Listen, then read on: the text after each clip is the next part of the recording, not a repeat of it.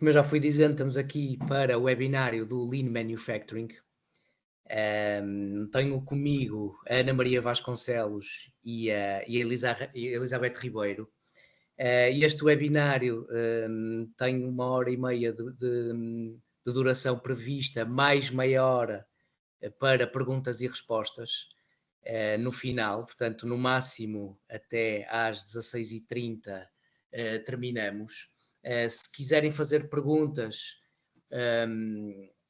ou tiverem mesmo algum comentário que queiram fazer, utilizem por favor durante o webinário, tem 1h30 para o fazer, o botão de PIR, de perguntas e respostas do Teams. Este webinário está enquadrado no projeto do BioShoes for All. É um projeto dinamizado pelo Centro Tecnológico do Calçado Português, ou CTCP, e entre outras organizações. E tenho comigo a Ana Maria Vasconcelos, a quem vou desde já pedir que se apresente e que fale um bocadinho da sua experiência na sua empresa e também, de certa forma, relacionada com o tema de hoje. Muito boa tarde a todos, agradeço o convite que me fizeram para estar aqui presente.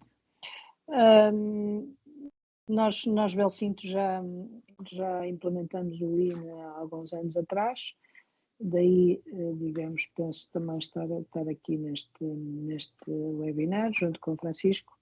Eu estou diretamente ligado, embora esteja na direção-geral, a minha, digamos, paixão é a produção e, portanto, este é um tema que me é bastante querido e que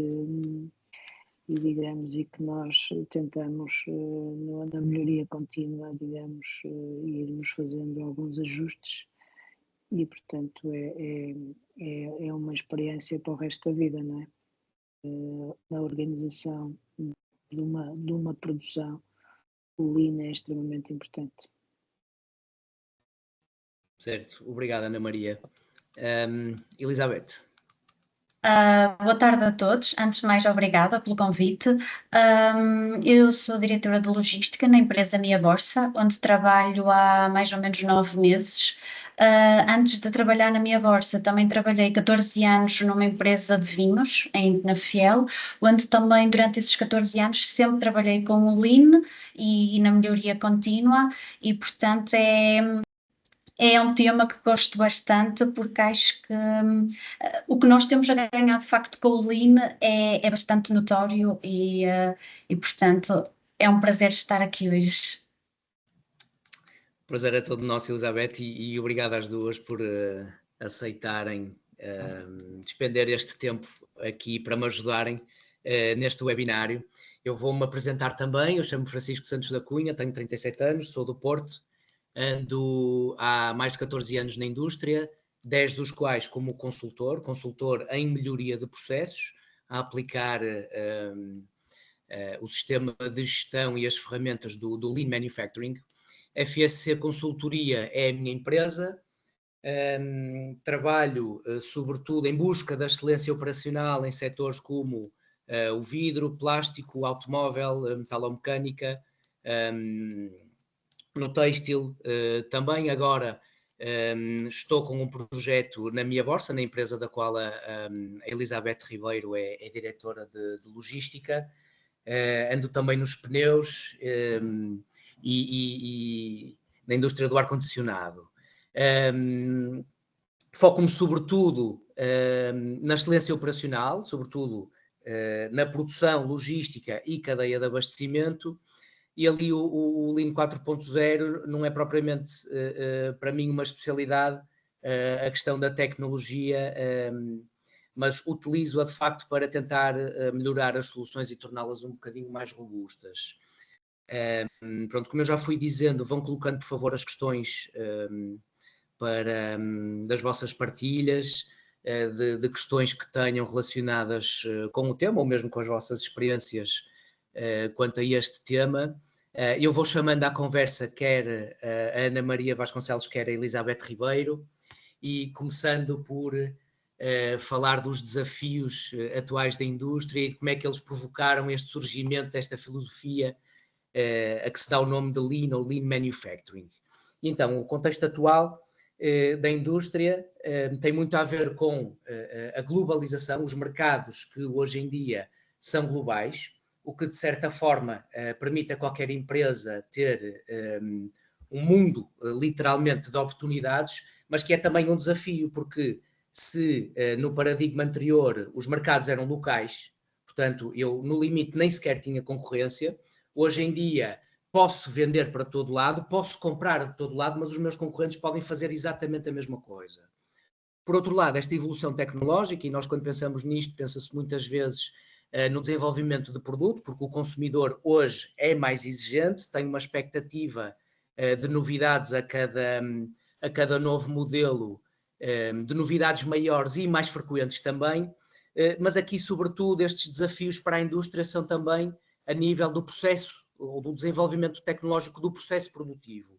As empresas... Diga, Elizabeth. Desculpe estar a interromper, não é Elizabeth, é Mariana. É só a questão do PowerPoint, sim, não estava a andar com o PowerPoint, nem está em modo de apresentação, é só para ter essa mas atenção. Aqui diz-me parar partilha, deixe-me tentar partilhar de outra forma. Separador Era só para alertar. Ecrã inteiro, obrigado. Desculpe lá, Mariana, agora já conseguem ver? Coloque em modo de apresentação, por favor. Já está. Está ótimo. Ok, obrigada. Pode continuar. Ok, vamos a isso. Então, já que não tínhamos o suporte visual, voltando um bocadinho atrás, começamos aqui em cima, do lado esquerdo, com a questão dos mercados globais, que são oportunidades enormes para as empresas, não é novidade nenhuma para ninguém, já existe algumas décadas, mas são tão oportunidades como desafios. Passando agora para o desenvolvimento tecnológico, que não se trata aqui para a indústria tanto dos produtos, mas mais a nível dos processos industriais, sejam produtivos, sejam logísticos, e que exigem que uma empresa esteja em constante desenvolvimento, em constante renovação até do seu parque de máquinas e dos seus processos, se quiser continuar ao nível das empresas que estão no mesmo mercado. Por outro lado, o consumidor, hoje em dia, se quisermos resumir isto a um termo, é o consumidor informado, é um consumidor que sabe tudo o que existe no mercado, que conhece de uma forma muito, muito fácil e até diríamos instantânea as empresas, conhece os produtos, conhece os preços dos produtos e, portanto, se nós não conseguirmos entrar no mercado de uma forma competitiva, ele vai comprar na loja ao lado, que para ele é carregar em 2 ou 3 botões.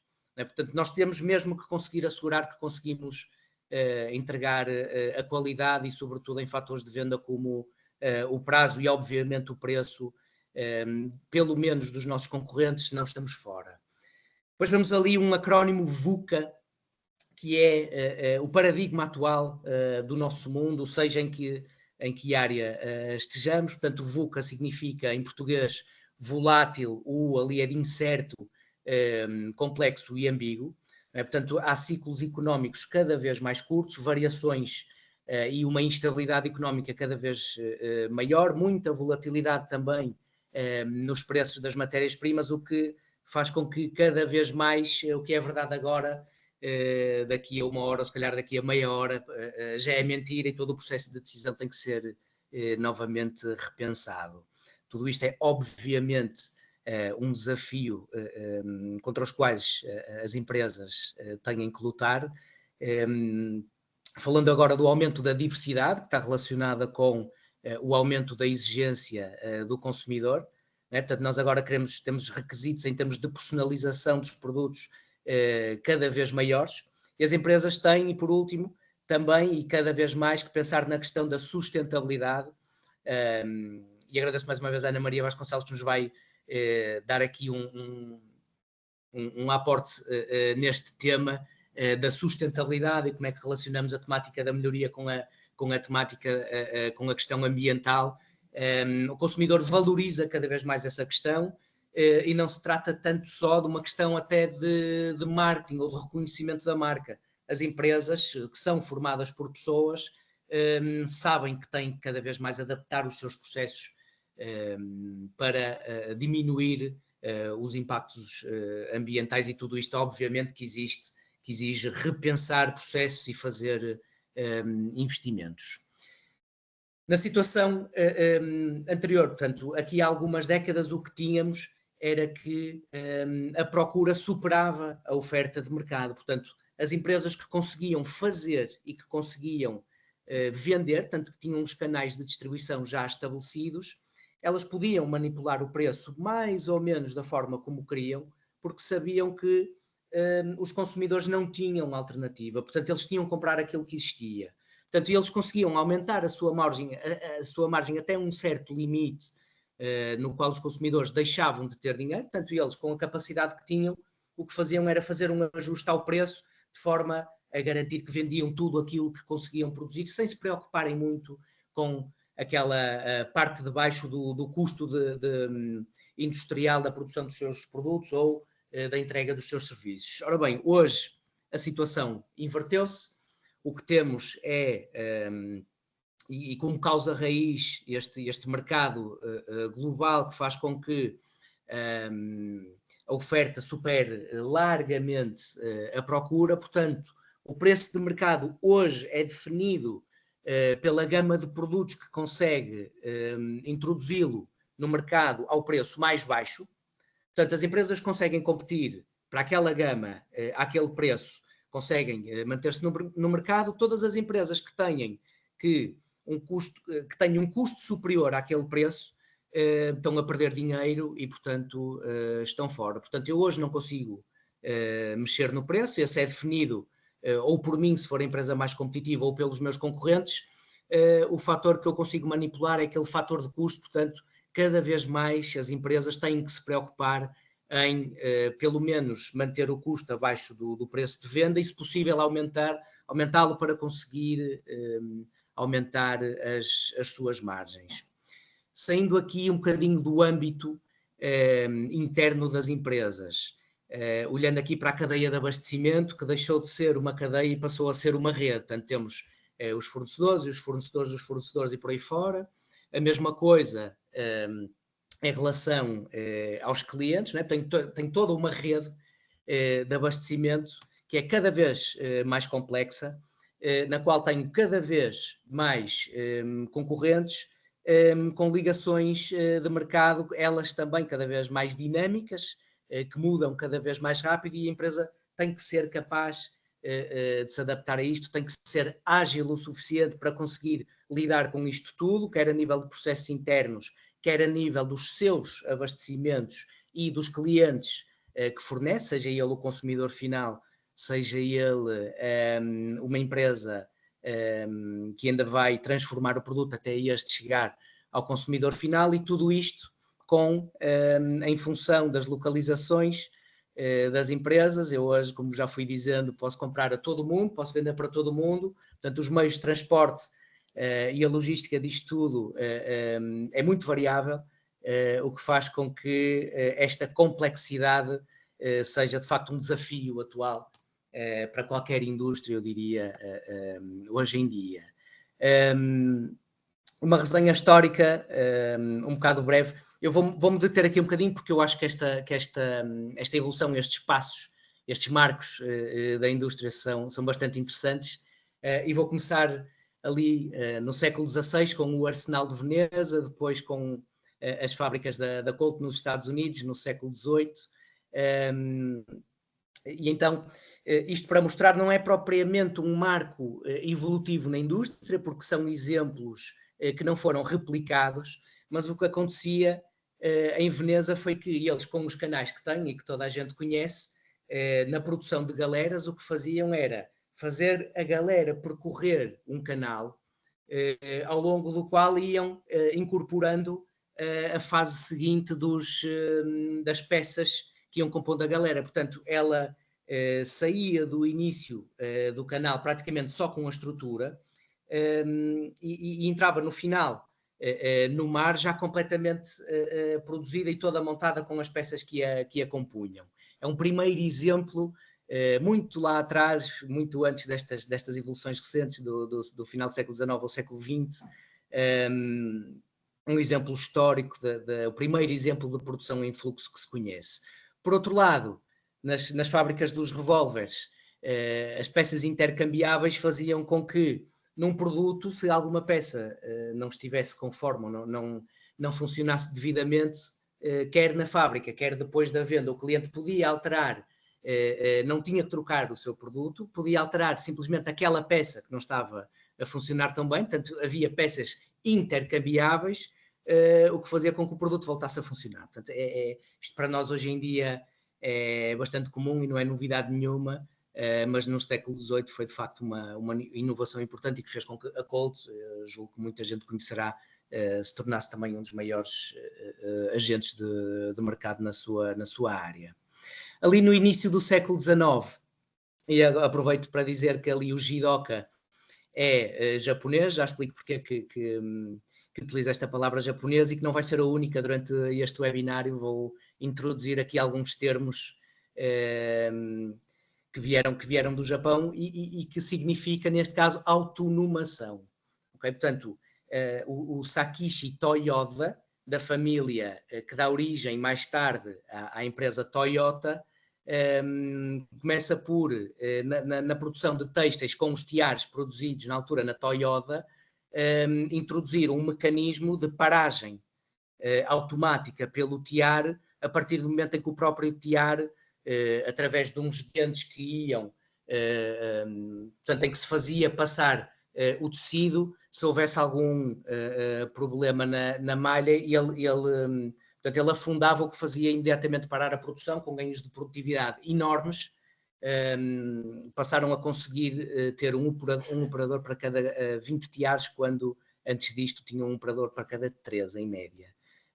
Isto, mais uma vez, se calhar não é um marco tão grande assim da indústria, porque são conceitos que hoje em dia estão muito na berra, mas que na altura acabaram por não ser muito replicados e por não sair aqui desta empresa, mas é um princípio que é muito comum e que é muito visível nesta família Toyota, e que depois vai servir para o que vamos vai servir de base para o que vamos já falar. Nos finais do século XIX, com estes senhores Frederick Taylor, sobretudo, mas também o Frank Gilbert, introduz-se a gestão científica do trabalho. Portanto, o que estas pessoas, sobretudo o primeiro, fizeram foi começar a tentar otimizar o trabalho a nível da normalização de operações, análise de movimentos, análise de micromovimentos. O Taylor, com este livro dos princípios da gestão científica, foi o precursor da contabilidade de custos. Portanto, ele conseguiu pela primeira vez na história atribuir custos, quer de materiais, quer de pessoas e das próprias instalações, a cada peça. Não é? Os sistemas de custeio que hoje são utilizados, na verdade, nasceram ali nos finais do século XIX, estudos com os quais se dá origem no início do século XX, exemplos muito conhecidos das marcas, a pioneira é a Ford, não é? Que todos conhecemos dos automóveis, a este conceito. Portanto, aqueles princípios da gestão científica dão origem ou servem como base à produção em massa. O que aconteceu em Detroit em 1911 ou 1913, nunca sei, é que este senhor, o Henry Ford, introduz a linha de produção contínua, em que as pessoas estavam parados no seu posto e eram os encursos que passavam e os operadores iam introduzindo as peças até o automóvel estar completo.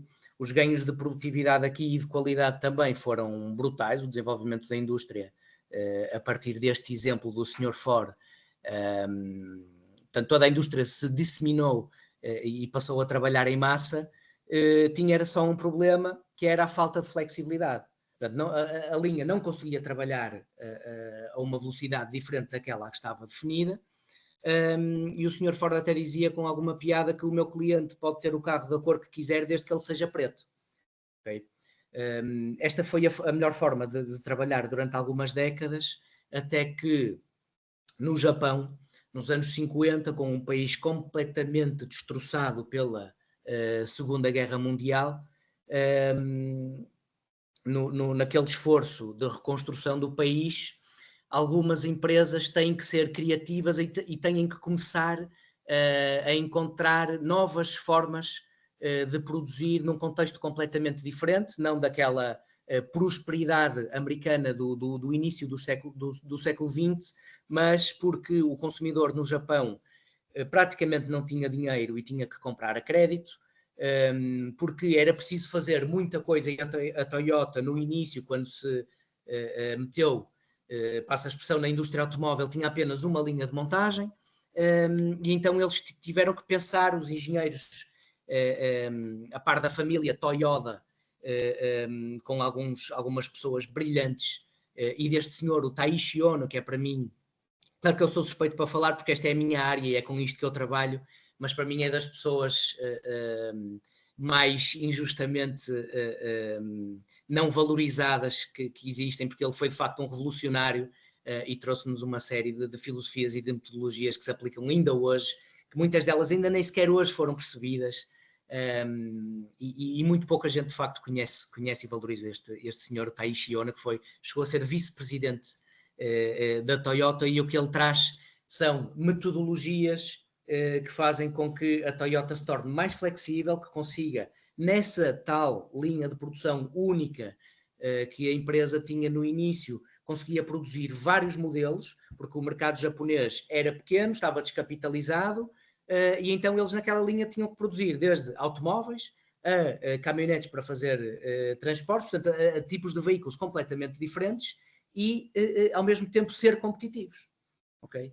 Portanto, este é um sistema que não nasceu de um momento para o outro, foi sendo desenvolvido nos anos 50 até finais dos anos 60, o que fez com que a Toyota se transformasse completamente a nível operacional e criasse este sistema, depois lhe chamasse o sistema de produção Toyota, ou o TPS. Com o passar do tempo, década depois de 70, anos 90, a Toyota começa a dar nas vistas, começa a tornar-se um grande construtor, muito proeminente, na altura ainda só no Japão. Estas filosofias de gestão, mais até do que operacionais, estas filosofias e esta cultura de gestão começa-se a disseminar no início no automóvel no Japão, depois noutras indústrias ainda no Japão, mas que já não produziam só automóveis, e no momento em que esta indústria começa a ultrapassar a indústria automóvel americana, quer em produtividade, quer também em capacidade e sobretudo em qualidade, forma-se um grupo no MIT, portanto num centro de trabalhos e de estudos americano, para tentar perceber o que está a acontecer, sobretudo porque as empresas americanas do automóvel, afora a General Motors, entre outras, estavam todas em crise. Já este sistema de produção em massa já não respondia às necessidades do cliente, que entretanto tinham mudado um bocadinho, e vão ao Japão, formam um grupo de trabalho para ir ao Japão tentar perceber como é que estas empresas conseguiam produzir tanta qualidade a um preço tão baixo. E era de facto através deste sistema de produção Toyota, o TPS, este senhor, o Omak e o Jones são os líderes desse grupo de trabalho no MIT, que depois traz nos anos 90 esse conhecimento para o nosso mundo, o mundo ocidental, sobretudo para tentar dinamizar a indústria automóvel americana. Ora, como nessa altura a Toyota já era o maior construtor mundial, era e continua a ser, e não só isso, como aquele que ganha mais dinheiro, não interessava muito a este grupo de trabalho, nem à indústria automóvel americana, chamar a este sistema de produção o sistema de produção Toyota. Já era na altura o seu maior concorrente. Portanto, outra pessoa que fazia parte deste grupo, o John Kraftschick, não interessa muito, começa a utilizar este termo de lean, que se formos ao dicionário significa literalmente magro ou sem gordura, portanto sem desperdício, e foi um termo que se popularizou e que se pode dizer hoje que até está já um bocadinho na moda, e que depois acaba por ser disseminado a partir do início dos anos 90 até aos dias de hoje, com aquele livro que é A Máquina que Mudou o Mundo. Posso-vos dizer que não mudou o mundo, mas é uma filosofia que tem já mudado ou contribuído para melhorar muitas empresas, quer a nível internacional, quer a nível nacional, e para isso temos cá também a Elizabeth, que não é do automóvel, nem nunca foi, como ela já foi dizendo, e que aproveito para chamar a nossa conversa, porque eu falei aqui muito de automóveis, não é? Aqui do Henry Ford, depois da Toyota, estes princípios da gestão científica começaram também na indústria automóvel, e ainda sem entrarmos em detalhes sobre, de facto, o que é isto do sistema Lean, aproveito para lhe perguntar qual é a sua experiência com esta filosofia, e se ela se aplica fora do automóvel. Eu vou parar a partilha para que toda a gente a consiga ver. Acho que está. Ok. Sem dúvida alguma que o Lean é uma mais-valia, independentemente de qual for a indústria. Pela experiência que tenho atualmente na minha Borsa, que é uma empresa de marroquinaria, quer seja também pela experiência que tenho na empresa anterior, que era uma indústria dos bens alimentares, no caso do vinho, sem dúvida alguma que o Lean foi uma mais-valia no sentido de uma das coisas que se ganhou, por exemplo, foi a eliminação ou até mesmo a redução do desperdício. É um dos exemplos. Outra das mais-valias é, por exemplo, o ajuste certo do estoque que tem em armazém, por exemplo. Ou seja, trabalhou-se com o Lean, conseguiu-se trabalhar o estoque de forma a que não haja estoque em excesso, mas também que não haja estoque, ou seja, que não haja ruptura de matéria-prima para ser produzido. E isso, independentemente de qual for a indústria, vai sempre ser uma mais-valia ter o estoque otimizado àquilo que realmente se pretende. Esse é apenas um dos exemplos, mas existem muitos outros, mas de uma maneira geral, o Lean, sim, pode-se aplicar a qualquer tipo de indústria.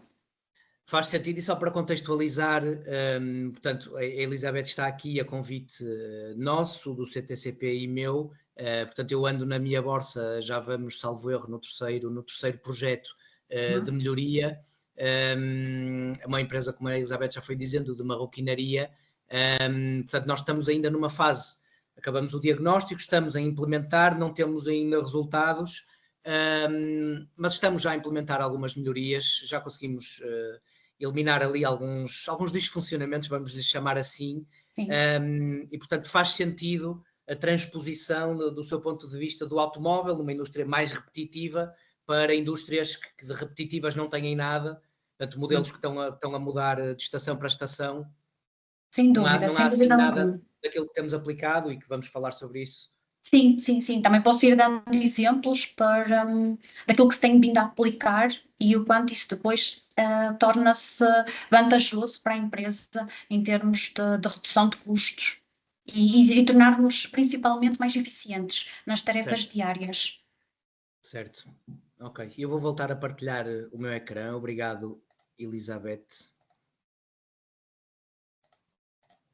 Digam-me, por favor, se eu estou a voltar a fazer a asneira ou se conseguem ver um slide que diz a melhoria de processos Lean e porquê.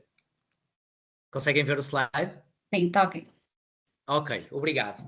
Então, acabando esta introdução, vimos porque que o Lean nasceu, como é que ele nasceu, por que motivos, e vamos ver agora o que é exatamente isto de Lean Manufacturing. Portanto, o Lean é um sistema de melhoria que tem um objetivo muito definido. O objetivo é focar no sistema industrial e fazer com que ele seja melhor, eu próprio seja melhor do que o que era ontem, daí muitas vezes se chamar este um sistema de melhoria contínua, ok?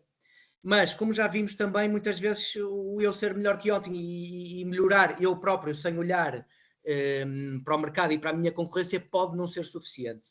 Portanto, um dos objetivos é, para além de eu ser melhor que o que eu próprio era, é eu ser melhor do que os outros. Para conseguir o quê? Entregar qualidade, prazo, ao menor prazo e com os menores custos possíveis. E não é inocente o facto da qualidade e do prazo estarem ali antes dos custos. Portanto, o objetivo deste sistema é ser eficaz, já vamos entrar em detalhe sobre isto, e tem os custos quase como um efeito secundário ou como uma consequência de nós aumentarmos a robustez, quer dos nossos produtos, quer dos nossos processos, enquanto reduzimos esse prazo ou aumentamos a circulação, a velocidade de circulação dos materiais para o cliente. São 2 termos que nos vão aparecer muito ao longo do webinar, portanto, a maximização da criação de valor para o cliente, sempre o foco no cliente. Ora bom, se é uma filosofia operacional e se queremos maximizar a criação de valor, nós temos que ir aonde esse valor é criado, né? Que é nas operações, onde nós de facto transformamos produto ou trabalhamos o serviço que vamos entregar. Uma vez que é assim, onde nós vamos atuar não é em salas de reuniões, mas no terreno, onde as coisas acontecem para, primeiro objetivo, garantir que nós entregamos ao cliente, tentando eliminar tudo aquilo que não acrescenta valor, ok? Reduzindo ou aumentando a velocidade dos materiais no nosso fluxo, no nosso sistema industrial, conseguindo ao mesmo tempo, e estes podem parecer alguns deles antagónicos, mas de facto vamos analisar aqui algumas ferramentas que conseguem tudo isto ao mesmo tempo, e muitas delas são como vão ver, bastante simples e bastante intuitivas até, melhorar a robustez dos nossos processos, portanto fazer com que os nossos processos consigam aguentar a instabilidade sem grandes variações, digamos assim. Esta definição é uma definição, é que eu mais gosto para definir o Lean Manufacturing. Podemos dizer que é uma jornada, portanto é um programa que vai fazer com que a minha empresa vá da minha situação atual até uma visão futura, até um estado futuro. E nesse estado futuro, qualquer pessoa nessa organização vai conseguir entender, vai conseguir compreender qual é o fluxo de valor para o cliente, isto olhando apenas para o sistema industrial, e essa empresa vai conseguir resolver os riscos, portanto vai conseguir mitigar esses problemas potenciais no fluxo antes de que estes se tornem num problema real. Se me dessem esta definição, e para quem não está muito habituado a trabalhar estes temas, eu também ficava sem conseguir definir muito bem o que é isto de Lean.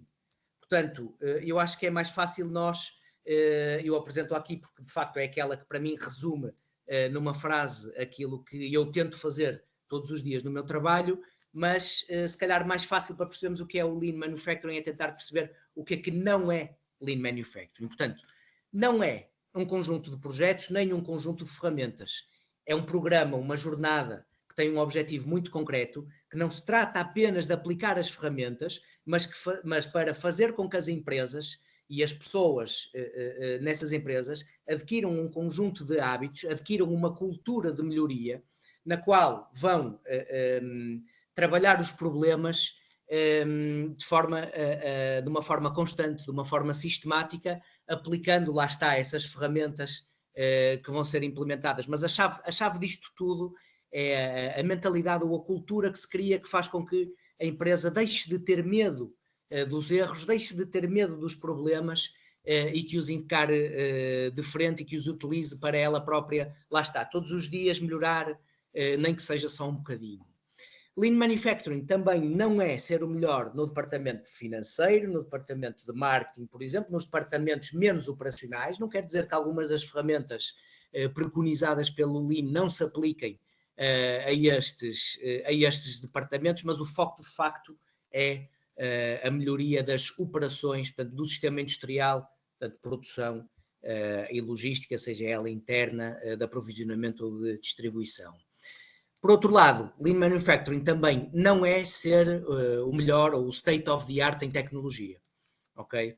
O Lean Manufacturing não só não vai limitar o crescimento do negócio, a inovação ou o lucro, como vai potenciar estes 3 fatores, vai fazer com que a empresa não se sinta amarrada à rigidez dos processos de uma forma clássica, digamos assim, vai permitir criar a flexibilidade para potenciar o seu crescimento e o aumento da redução de custos para o aumento da margem.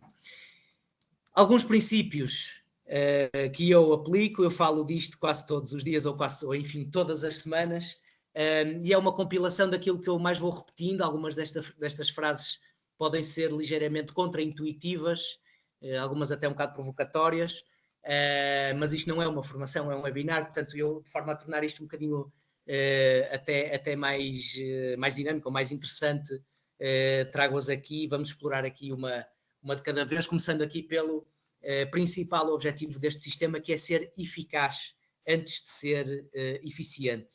Ok? Portanto, o ser eficaz é eu ou entrego ou não entrego. Isto é binário. Eu ou consegui entregar ao meu cliente em qualidade, quantidade e no prazo, ou não consegui. Okay? E é este o principal objetivo da melhoria de um sistema industrial. Muitas vezes, e para quem já ouviu falar sobre isto, ou que eventualmente até já trabalha com algumas ferramentas de Lean, há se calhar o paradigma de que eu quero o Lean para reduzir custos, ou só para ser mais produtivo, ou eventualmente até para conseguir fazer o mesmo com menos pessoas, ou com as mesmas pessoas fazer mais. E isso é verdade, mas lá está, como efeito secundário, como consequência. O principal objetivo é garantir que eu entrego.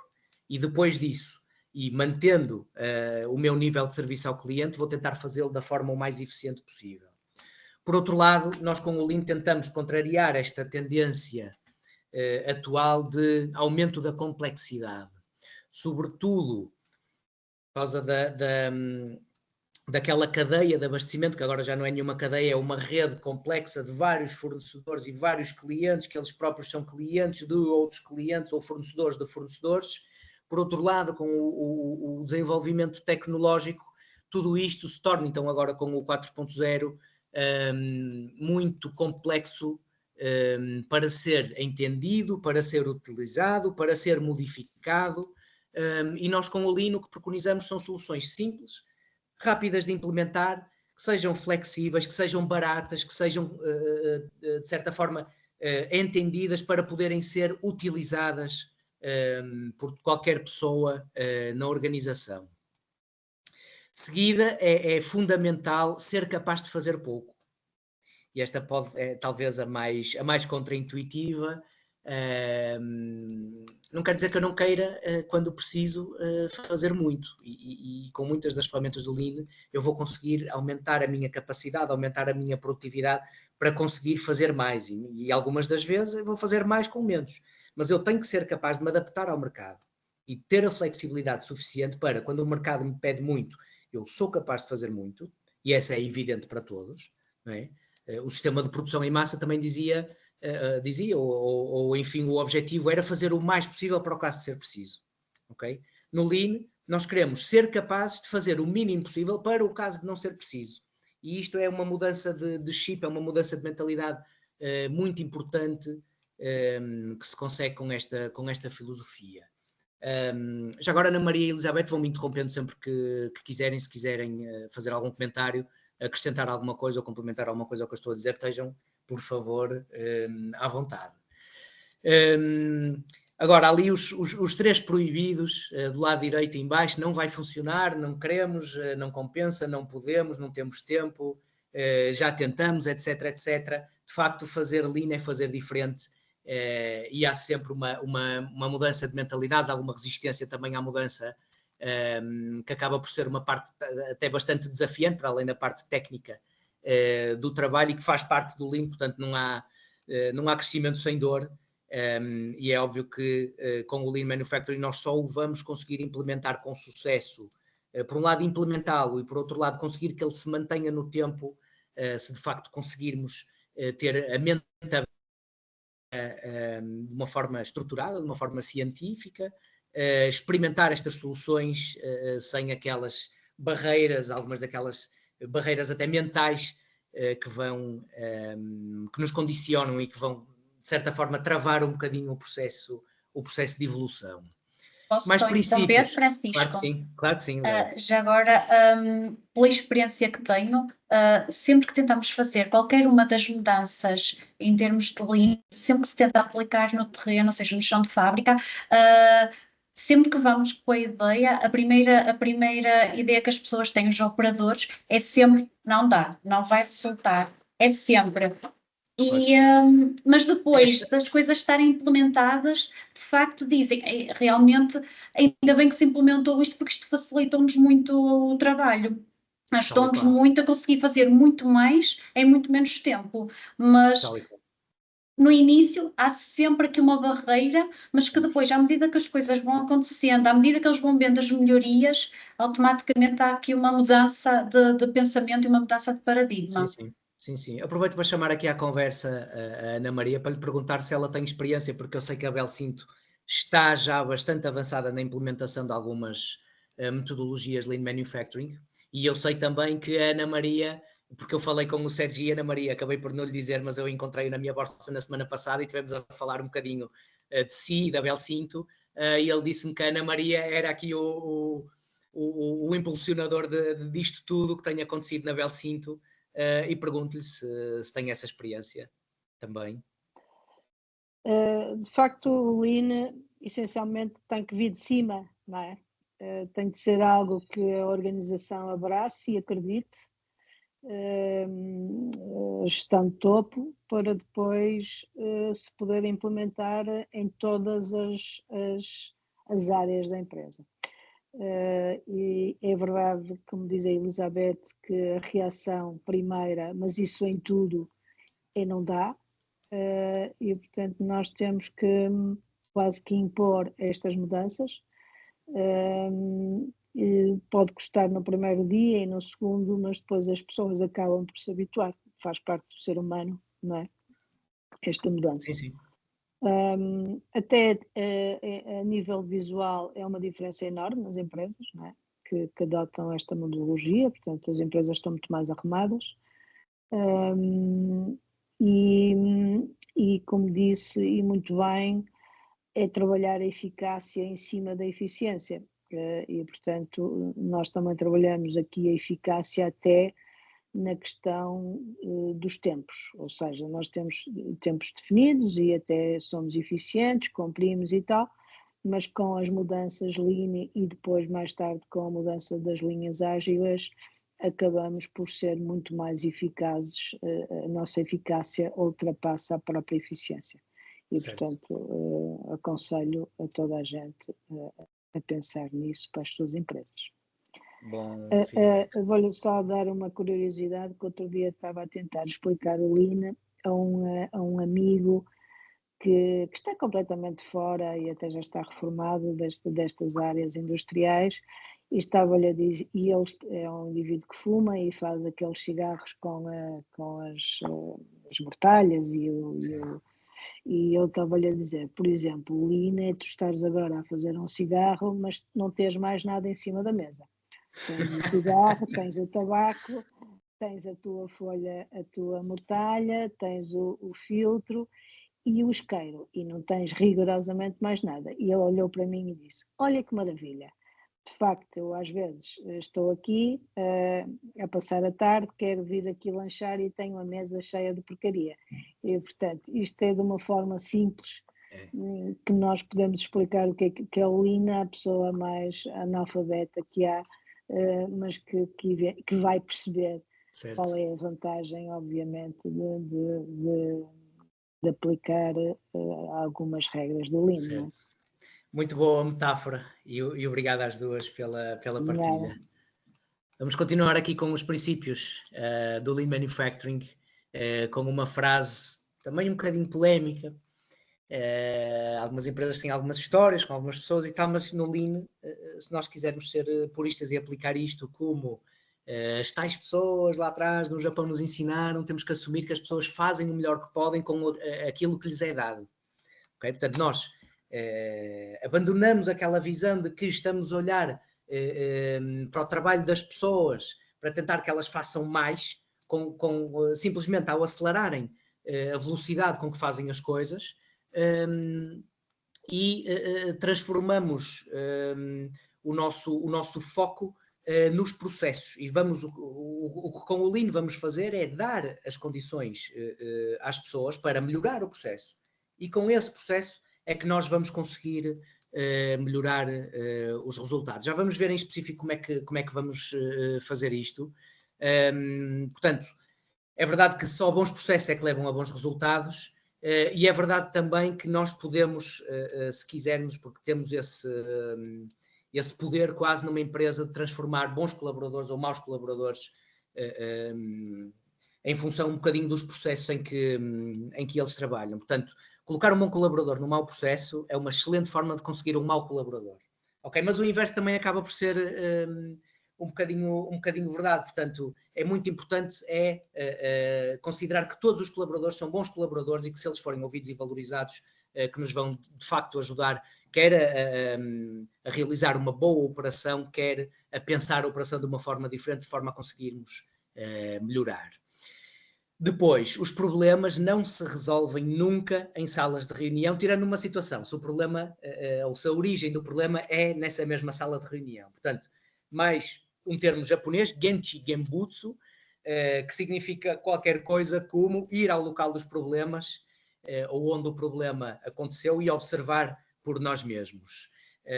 Isto para contrariar um bocado aquela prática de a empresa está com um problema sério, o diretor reúne a equipa toda e fecham-se na sala e ninguém sai daqui enquanto não conseguimos resolver, e o que acontece é que perdemos horas a falar sem conhecimento de causa, porque o problema aconteceu lá em baixo, na fábrica ou no armazém, e as pessoas não o compreendem porque não estão lá, não vão lá ver de facto o que é que se passa, estão a ver ficheiros Excel ou olhar para números, e um problema que não é entendido é um problema que obviamente não vai ser resolvido. Os erros são uma mina de ouro, enquanto que as pessoas a quem é apontado o dedo quando o cometem, se fecham com medo que as pessoas as recriminem por isso. A filosofia Lean, e isto pode parecer um bocadinho conceptual e até irrealista, mas acreditem que isto acontece e que isto é assim que se faz. Na filosofia Lean o que tentamos é trazer o máximo de transparência possível ao trabalho das pessoas, porque lá está, se as pessoas fazem o melhor que podem, se ela errou, o processo não é robusto o suficiente. Portanto, se houve um erro, eu tenho que criar ali um mecanismo para evitar que esse erro aconteça, ou que esse erro se repita, ou criar ou melhorar as condições que vou dar à pessoa para evitar que ele aconteça. E se as pessoas sentirem a abertura, são elas próprias que vão dizer, que vêm ter com o responsável, o supervisor, e dizer que aquilo aconteceu, e todos juntos, e com isto passo para o ponto seguinte, que é praticar o respeito pelas pessoas, todos juntos o vão resolver. O que é que eu quero dizer com isto? Numa perspectiva ocidental clássica, respeito pelas pessoas é o quê? Tratar as pessoas de uma forma cordial e atribuir-lhes um salário justo.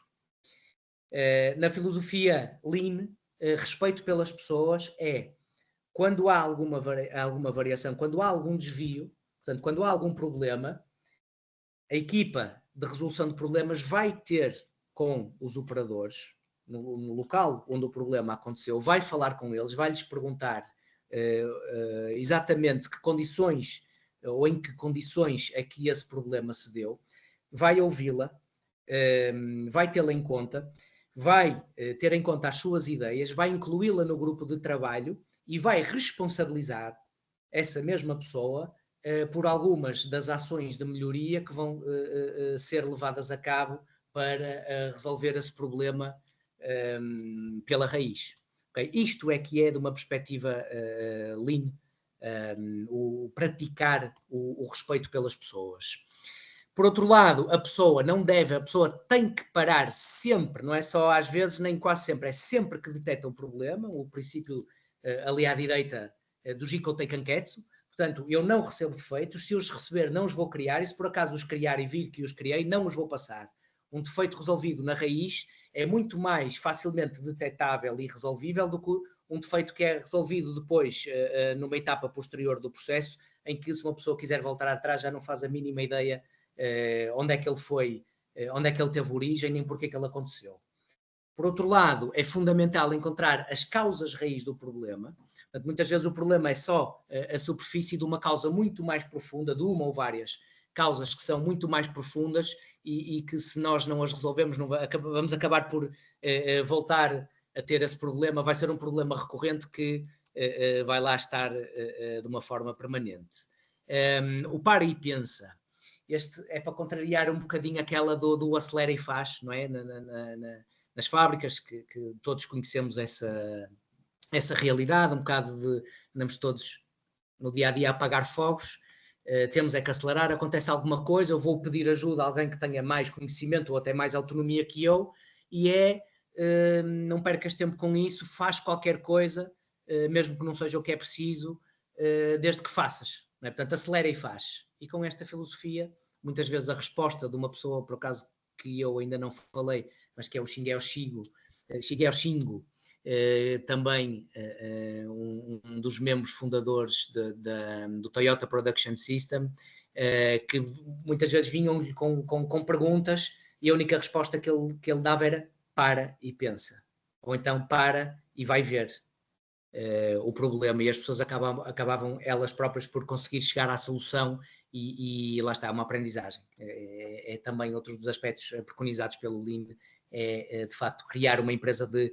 solucionadores de problemas. E por último, decidir com base em factos e dados e não só baseado em opiniões das pessoas.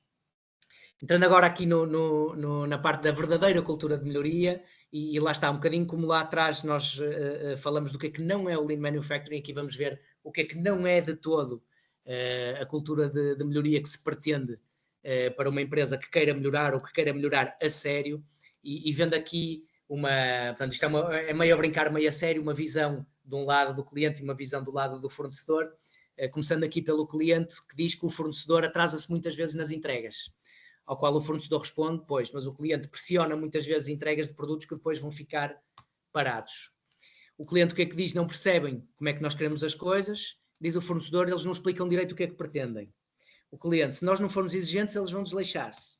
E o cliente, pois, mas eles têm requisitos de qualidade que são completamente desnecessários. Começando agora pelo fornecedor. Umas vezes querem de uma maneira, outras vezes querem de outra, não percebemos nada. O que é que diz o cliente? Eles não percebem, é que têm que se adaptar a nós e que entregar da forma como nós queremos. Fornecedor, não entendem os nossos problemas, e o cliente, pois, eles é que não nos deixam entrar lá em casa para vermos os problemas, para tentarmos ajudar. Fornecedor, exigem controlos mais apertados do que aqueles que nós podemos fazer, diz o cliente, pois, eles escondem os defeitos que nos mandam. Isto porque o fornecedor lá está, não consegue fazer aquele controle. Voltando ao cliente, aquela frase típica do cliente tem sempre razão, e o fornecedor responde, porque é que a culpa é sempre nossa? O fornecedor não dá resposta, ou então é o cliente que faz pedidos impossíveis, portanto tudo isto gera demasiados conflitos e mails de fonemas de um lado para o outro, e as pessoas falam ou gritam umas com as outras e não se resolve nada. Portanto, o complementar disto é aquilo que se procura, tentarmos que a cadeia de abastecimento, que também vimos lá atrás, seja o máximo colaborativa possível. Na mesma rede, se eu ganhar, o meu fornecedor vai ganhar, o meu cliente vai ganhar. Portanto, nós mudarmos aqui o paradigma e tratarmos-nos como parceiros e abandonarmos aquele paradigma do tentar apertar ao máximo com os outros elementos da nossa cadeia para tentarmos nós ganhar, porque de facto se nós ganharmos mas os outros perderem, nós indiretamente vamos perder também.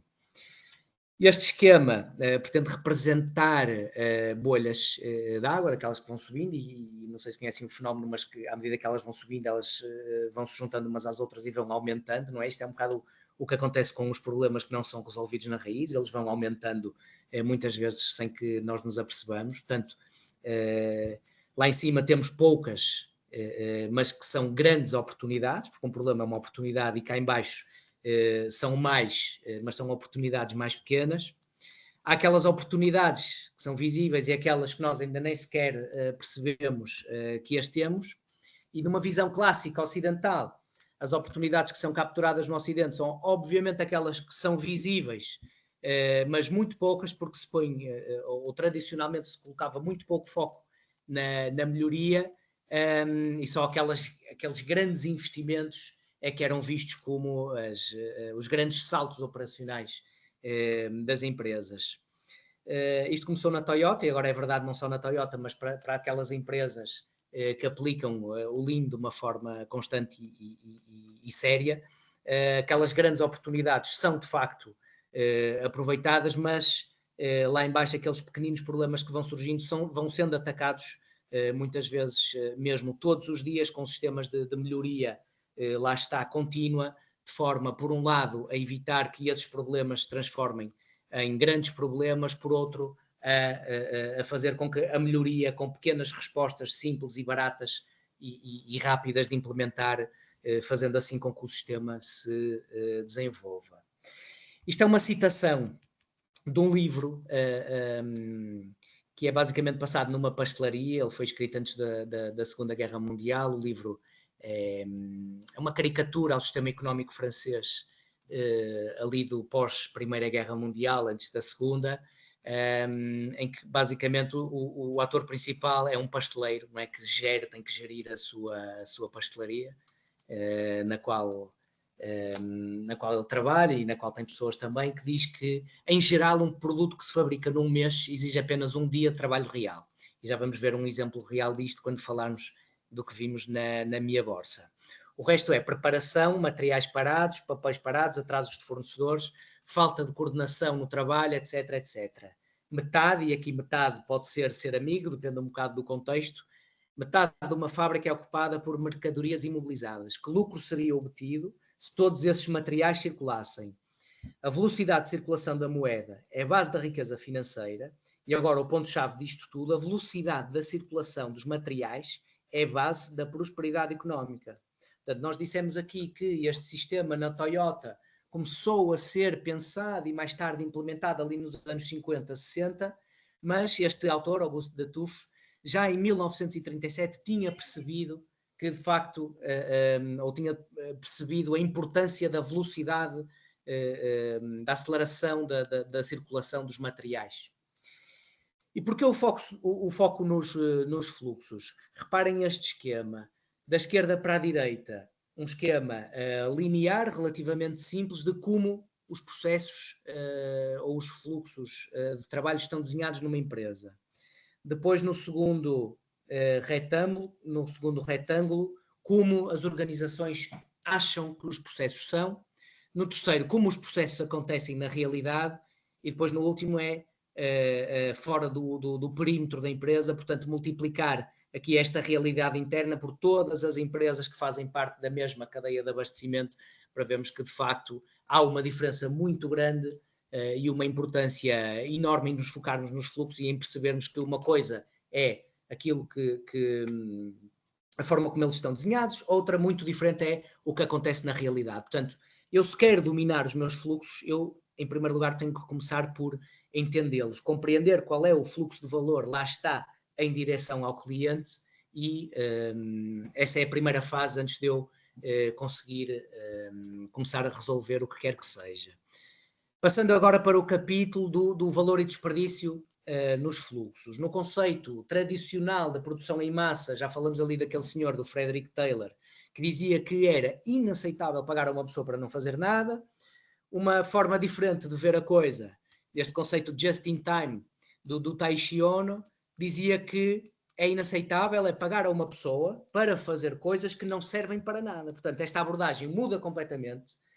Há uma volta aqui de 180 graus em relação ao foco do que é a melhoria dos processos. Portanto, é fazer e passa a ser fazer aquilo que é preciso no momento em que é preciso. Se nós, entrando agora aqui no conceito de valor e de desperdício, se nós pensarmos nas 8 horas, por exemplo, do nosso trabalho, sabemos que aquilo pelo qual o cliente está disposto a pagar pode ser definido como valor acrescentado ou valor para o nosso cliente, está representado ali pela área a verde. Nesse período, tudo aquilo pelo qual o cliente não vai pagar está representado ali pela área a vermelho e não é valor. Portanto, por definição, tudo o que não é valor é desperdício. Ok? Portanto, parte do nosso trabalho, o cliente vai ser, por exemplo, transformar produto ou fazer uma análise fundamental para nós conseguirmos, por exemplo, dimensionar os estoques daquilo que queremos ter disponíveis para entregar ao cliente no momento em que ele nos pede. Tudo o resto, o cliente não está disposto a pagar. Portanto, é considerado desperdício. Agora, o desperdício pode ser classificado aqui ou dividido em 2 tipos. O desperdício, desde logo, desnecessário, que se tratam daqueles desperdícios mais simples, mais evidentes também de perceber que os temos, o limpar, o ir à procura, aqueles tempos de espera, uma mudança de ferramenta, por exemplo, em que paramos a máquina, ok? Que não tem a ver com a forma como o processo está desenhado, tem mais a ver com a forma como as coisas estão a acontecer na realidade.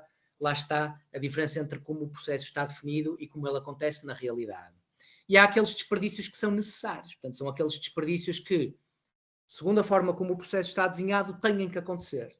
Não é? Por exemplo, acabei de falar de uma mudança de uma referência numa máquina. Em princípio, a maior parte das máquinas, depende também do contexto, obviamente, produzem séries de produtos ou de componentes diferentes, e eu tenho que parar para fazer as mudanças de uns para os outros, e da forma como o processo está desenhado hoje, se eu não vir aquilo, apesar de ser necessário, se eu não vir aquilo como um desperdício, nunca vou ter o incentivo para tentar ou reduzir as vezes que mudo, ou acelerar, não tanto reduzir as vezes que mudo, mas acelerar esse processo de mudança, que lá está, é um tempo não produtivo, é um tempo no qual a empresa não está a acrescentar valor. Foram identificados pela Toyota 7 desperdícios, ok? Não vamos entrar, infelizmente, porque não temos tempo, em detalhe sobre cada um deles, e que foram identificados estes, e já vou passar aqui a palavra à Ana Maria para nos falar de outro tipo de desperdícios e de problemas ou de impactos ambientais relacionados com estes desperdícios. Mas estes desperdícios, estes 7 desperdícios identificados pela Toyota, são sobretudo aquelas coisas que acontecem no chão de fábrica e que bloqueiam, que são bloqueios ao fluxo de valor para o cliente. Temos o desperdício da sobreprodução, produzir mais ou mais rápido do que o cliente pede, o stock, que ocupa espaço e tem custos, o transporte, e estamos aqui obviamente só a falar daquele transporte que não é valorizado, logo não é pago pelo cliente, a movimentação de pessoas sem acrescentar valor, o sobreprocesso, portanto fazer mais do que aquilo que o meu cliente me paga para fazer, os tempos de espera, portanto pessoas paradas ou pessoas sem acrescentar valor à espera, por exemplo, do final do ciclo de uma máquina, e este está em último, porque normalmente quando pensamos em desperdícios, este é logo o primeiro que nos salta à memória, que é o da não qualidade dos defeitos, que é autoexplicativo. Portanto, o objetivo é nós voltarmos àquele círculo em que vemos que parte do nosso trabalho é valor acrescentado e tudo o resto é desperdício, e nós, com o Lean Manufacturing, tentarmos eliminar estes desperdícios e, ao eliminá-los, fazer com que a proporção de valor acrescentado do nosso trabalho aumente relativamente aos desperdícios. Okay? Se pensarmos que esta seta representa o tempo de transformação ali do lado esquerdo de uma matéria-prima até que ela se transforma em produto acabado, vemos que há partes do nosso fluxo representados pelos retângulos verdes em que de facto há transformação, há valor acrescentado ao produto. Como por definição tudo o que não é valor acrescentado é desperdício, tudo o resto são entraves ou bloqueios ao meu fluxo. Portanto, o foco deixa de ser tanto aqueles pequenos bocadinhos de valor acrescentado que representam, comparados com os desperdícios, uma proporção de tempo muito menor do que o valor acrescentado, e o foco passa a ser em reduzir ali os retângulos vermelhos. Se repararem, os retângulos verdes eles são exatamente iguais, quer em número, quer em dimensão. O que se faz com o Lean é tentar encolher, tentar diminuir ao máximo aqueles desperdícios, de forma a nós acelerarmos a tal velocidade da circulação dos materiais no nosso sistema. E agora sim, passo a palavra à Ana Maria Vasconcelos, que nos vai falar um bocadinho do impacto do Lean Manufacturing, quer nos resultados operacionais, quer também nos indicadores de sustentabilidade da Belsinto. Pois, desperdício é desperdício, seja ele tempo ou matérias-primas ou defeitos, ou seja o que for, e portanto tudo isso tem custos para a empresa, quer custos que agora com as empresas a fazer relatórios de sustentabilidade vão começar-se a perceber que de facto todo o desperdício que existe acaba por ser contabilizado. Primeiro, se eu consigo reduzir desperdícios nas peles, é menos essas peles que eu vou mandar, esses desperdícios que eu vou mandar para a reciclagem, e portanto são menos quilos de reciclagem ao final do ano. é menos energia que eu gasto, porque se eu tiver que trabalhar só 8 horas por dia, se eu tiver que fazer reparações, digamos, estou a gastar energia que digamos que não é uma energia produtiva, é uma energia perdida em reparações, para além do desgaste das pessoas, obviamente. E, portanto, estes fluxos, eu estava a olhar para o seu diagrama, estava-me a lembrar de quando nós desfragmentávamos os discos do computador, não é? O computador tinha exatamente aqueles saltos que no seu diagrama estão a vermelho e que nos tirava rentabilidade ao computador e ficava mais lento. Portanto, nós tínhamos que eliminar aqueles buracos e a desfragmentação que existiam no disco, e a desfragmentação colocava nos computadores antigos qual, sim. O computador mais rápido. E, portanto, nós hoje vemos, quando nós somos certificados na área do ambiente e ao longo do processo apercebemos que há muita coisa que nós somos obrigados a reportar que não nos apercebemos, e que de facto o sistema Lean vem proporcionar uma melhoria enorme nos nossos resultados da nossa pegada, digamos, de redução da água, redução da energia e número de horas trabalhadas, o próprio desgaste do trabalhador, não é? Muitas vezes que está a fazer operações que são eliminadas porque não trazem valor acrescentado ao produto, e, portanto, o ganho na área, naquilo que podemos dizer a sustentabilidade, é enorme. Somos muito mais sustentáveis como empresa quando aplicamos esta filosofia, como diz o Francisco, do que continuar a trabalhar como o Ford, não é? E eu penso que na nossa indústria ainda há esse conceito, que trabalhando em série se ganha tempo, e está demonstrado que isso não é verdade, não é? A luz é mais barato, não é? Por várias razões, exato. Eu costumo dizer às fábricas que fabricam como uma pastelaria, e depois às fábricas que produzem os bolos personalizados, e no fundo é um bocadinho isso. Certo. O segredo é transformarmos a pastelaria numa fábrica que é capaz de fazer os bolos personalizados, não é? Exatamente. Mantendo com isso os resultados. Gourmet e cheios de açúcar, como nós gostamos, não é? Isso possível aumentar os resultados, não é? Sim. Ora bom, obrigado mais uma vez, Ana Maria. Eu vou voltar a partilhar o ecrã, voltando a pedir que me avisem, por favor, quando é que já está a ser partilhado. Já conseguem ver aqui o slide que diz algumas ferramentas e metodologias? Sim. Ok, obrigado. Pondo isto na prática, algumas metodologias Lean que nós utilizamos para melhorar os processos e que começa pela mais básica de todas, que é a normalização. Portanto, a normalização, a criação de procedimentos, a criação de estabilidade, a padronização por si só elimina desperdício.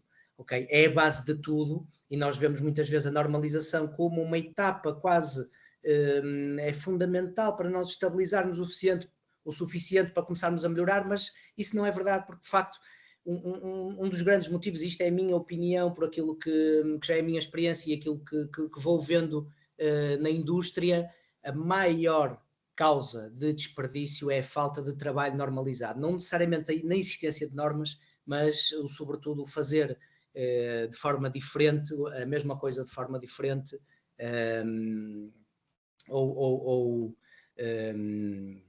enfim, não da melhor forma, digamos assim, porque a norma, como vemos ali na definição à direita, define a melhor maneira conhecida atualmente de realizar uma tarefa. Agora, a melhor maneira para mim pode não ser a melhor maneira para a Ana Maria, por exemplo. O que é isto da melhor maneira? Tem que ser definido qual é o critério principal. É a melhor maneira porque é a mais segura, porque é a mais rápida, porque é a que nos garante menos defeitos, por exemplo, e a partir do momento em que isso está definido, vamos normalizar o processo e formar as pessoas para garantir que essa forma é, de facto, a forma como a operação está a acontecer.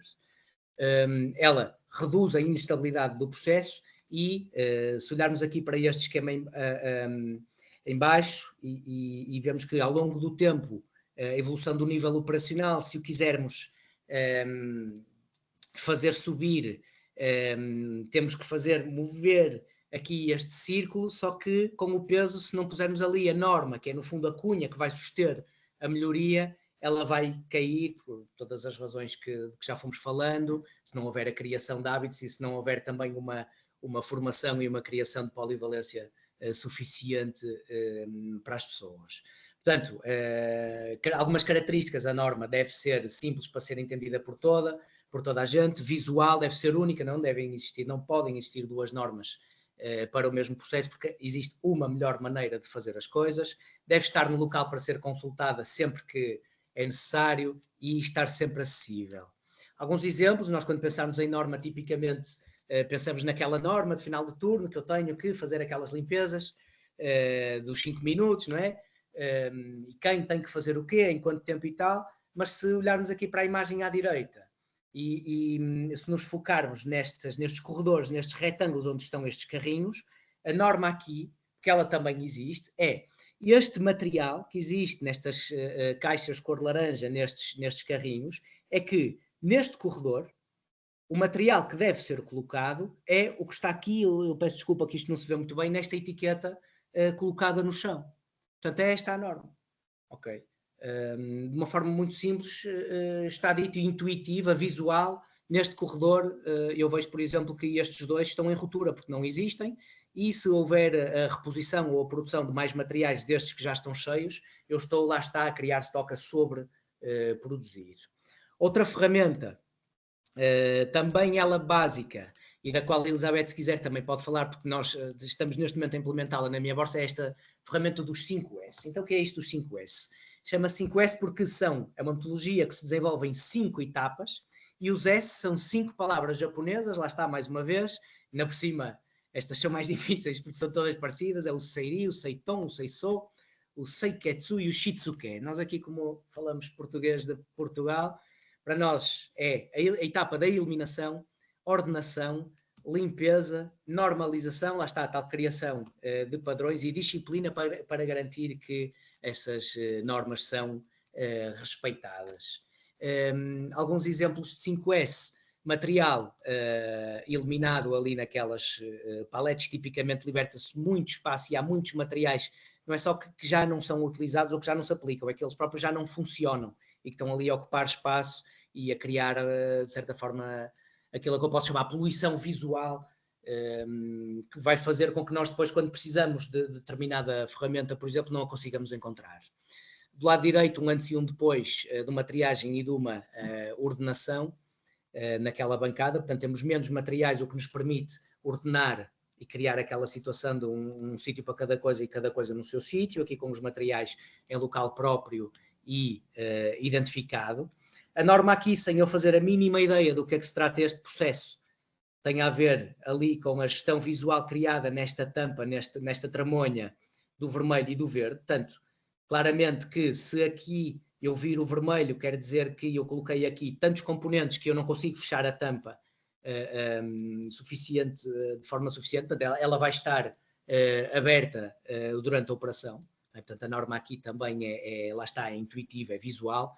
E mais um exemplo aqui de uma bancada ordenada segundo as normas do 5S. Outro exemplo de uma ferramenta utilizada é este mapeamento da cadeia de valor. E cuidado que eu estou aqui a falar de mapeamento e não dos mapas da cadeia de valor, porque na verdade esta metodologia chama-se o Value Stream Mapping. Portanto, é um processo ou uma metodologia na qual, das 4 etapas que existem, 2 são a construção dos mapas, que provavelmente muitos de vocês conhecem. Mas a metodologia, no fundo, o objetivo não é construir mapas, é eu criar ou eu conseguir obter uma situação tão clara do meu sistema, do meu fluxo, da minha família de produtos atual, que vai fazer com que os problemas quase que saltam à vista. Para quê? Para eu conseguir visualizar qual é o meu estado atual e conseguir dar o salto para o meu estado futuro. ok? Com quê? Com um plano estratégico de melhoria, que é a tal forma de nós estruturarmos a nossa melhoria, de nós fazermos com que a melhoria seja na direção certa, na direção que está definida, e não porque alguém hoje se sente com mais energia e resolveu tentar resolver um problema qualquer que pode não ser o problema estruturalmente mais necessário de ser resolvido na empresa. É uma metodologia, lá está, que utiliza alguns dos princípios do Lean, é gráfica, é simples, baseada em factos e dados, também já falamos sobre isto. Aqui um exemplo feito por mim de um Value Stream Mapping, ele pode ser talvez um bocado complexo de ver assim, portanto eu dividi isto em partes para tornar mais fácil a visualização. Portanto, nós na parte do meio do mapa e da esquerda para a direita lemos o fluxo dos materiais na produção, portanto temos os verdes e os vermelhos, porque tudo o que é verde é valor acrescentado ou transformação de produto, lá está, tudo o que não é desperdício. Transportes externos, quer do meu fornecedor, quer para o meu cliente, com aqueles dados, neste caso de frequência, que são os dados que me interessam para eu conseguir diagnosticar o meu sistema industrial. Depois, alguns dados de procura, alguns dados aqui das entregas do meu fornecedor. Debaixo de cada etapa de valor acrescentado, uma caixa de processo que nos vai dar os dados do processo, e depois em cima, reparem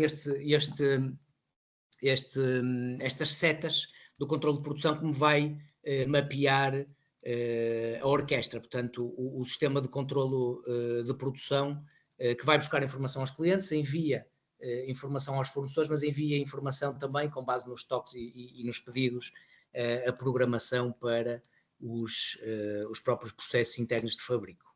Ali em baixo, o Value Stream Mapping permite-nos avaliar qual é o nosso tempo de valor acrescentado, aqui correspondente a cada coluna das etapas de valor acrescentado, somar os lead times do processo, tipicamente os tempos de estoque, e depois perceber que neste caso nós temos ali pouco mais de 10 minutos de valor acrescentado para 11,2 dias, que por acaso não está muito longe do exemplo da minha borsa que trago e de que já vamos falar.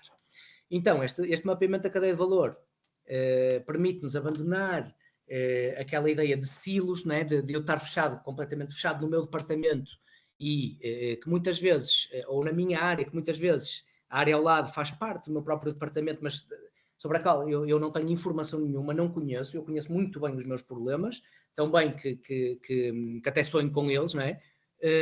Mas de facto eu não tenho visão de qual é o impacto das minhas decisões, quer no meu fornecedor, quer no processo ajusante do meu, que será o meu cliente. Portanto, a ideia é nós termos uma visão da cadeia de valor, portanto, desde o início do processo até ao nosso cliente, para deixarmos de ter que, passa a expressão, as palas que nos vão impedir de conhecer bem o nosso fluxo, e este Value Stream Mapping vai nos permitir uma visão muito mais abrangente dos fluxos na minha empresa. Outra ferramenta, o fluxo contínuo ou o fluxo peça a peça. Eu já só tenho 10 minutos para terminar a minha apresentação. Vou acelerar um bocadinho nesta parte, também já não falta muito, não entrando aqui em pormenores técnicos. Eu sei que a Ana Maria Vasconcelos tem um bom exemplo para nos falar da Belsinto, mas talvez depois nas perguntas e respostas seja pertinente voltar aqui a este exemplo. Portanto, nós numa situação inicial temos 3 máquinas e o fluxo aqui mais uma vez lê-se da esquerda para a direita. Ali o operador A vai produzir aquela peça, portanto há um tempo para a produção do lote inteiro, que vai ser transportado para o processo seguinte, que vai ser trabalhado em lote, transporte para o processo seguinte, e tudo isto, já não me lembro quais eram os valores, pronto, dá-nos 44 minutos para termos a primeira peça, mais de 1 hora para termos o nosso lote inteiro produzido. Na situação ali abaixo, a única diferença que há relativamente à primeira é que as máquinas foram agrupadas numa célula ou numa ilha em U, ok? E os tempos de ciclo e os processos são exatamente iguais. Portanto, a peça vai entrar no primeiro processo, é passada individualmente para o segundo, terceiro, até que chega como produto final depois do processo C. Portanto, todo o lote é produzido a primeira peça é produzida em 6 minutos, ou temo-la em 6 minutos, lá está a tal aceleração da velocidade do meu fluxo, e eliminando aqueles desperdícios de esperas e de transportes, passamos de 62 minutos para o lote. Claro que isto é metafórico, não é? Exemplificativo, para 33 minutos. Um exemplo de trabalho de uma célula aqui no automóvel, nas palas, neste caso posso dizer, estou à vontade para falar nisto, foi na Audi, das palas, portanto, e todo este em curso de um processo que é trabalhado de uma forma individual, em lotes. Vemos aqui esta máquina isolada das outras, criou-se fluxo contínuo.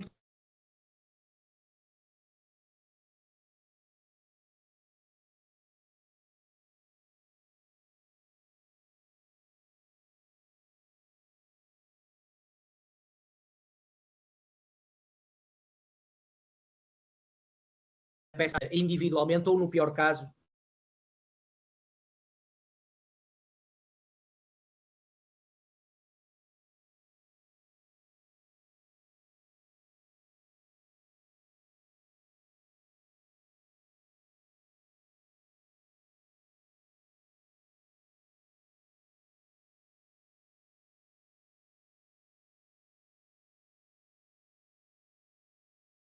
Ia só pedir a todos os participantes que, por favor, aguardassem um bocadinho. Estamos aqui com algum problema técnico, vamos só tentar perceber o que é que se está a passar. Está bem?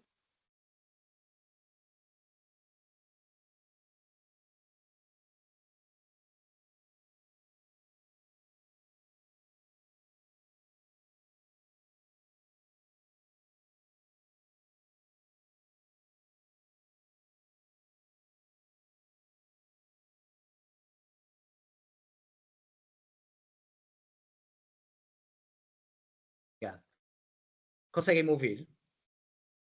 Desculpem lá, eu caí, fui Sim, abaixo. eu consigo. Eu vou desligar a câmara para tentar evitar que isto volte a acontecer.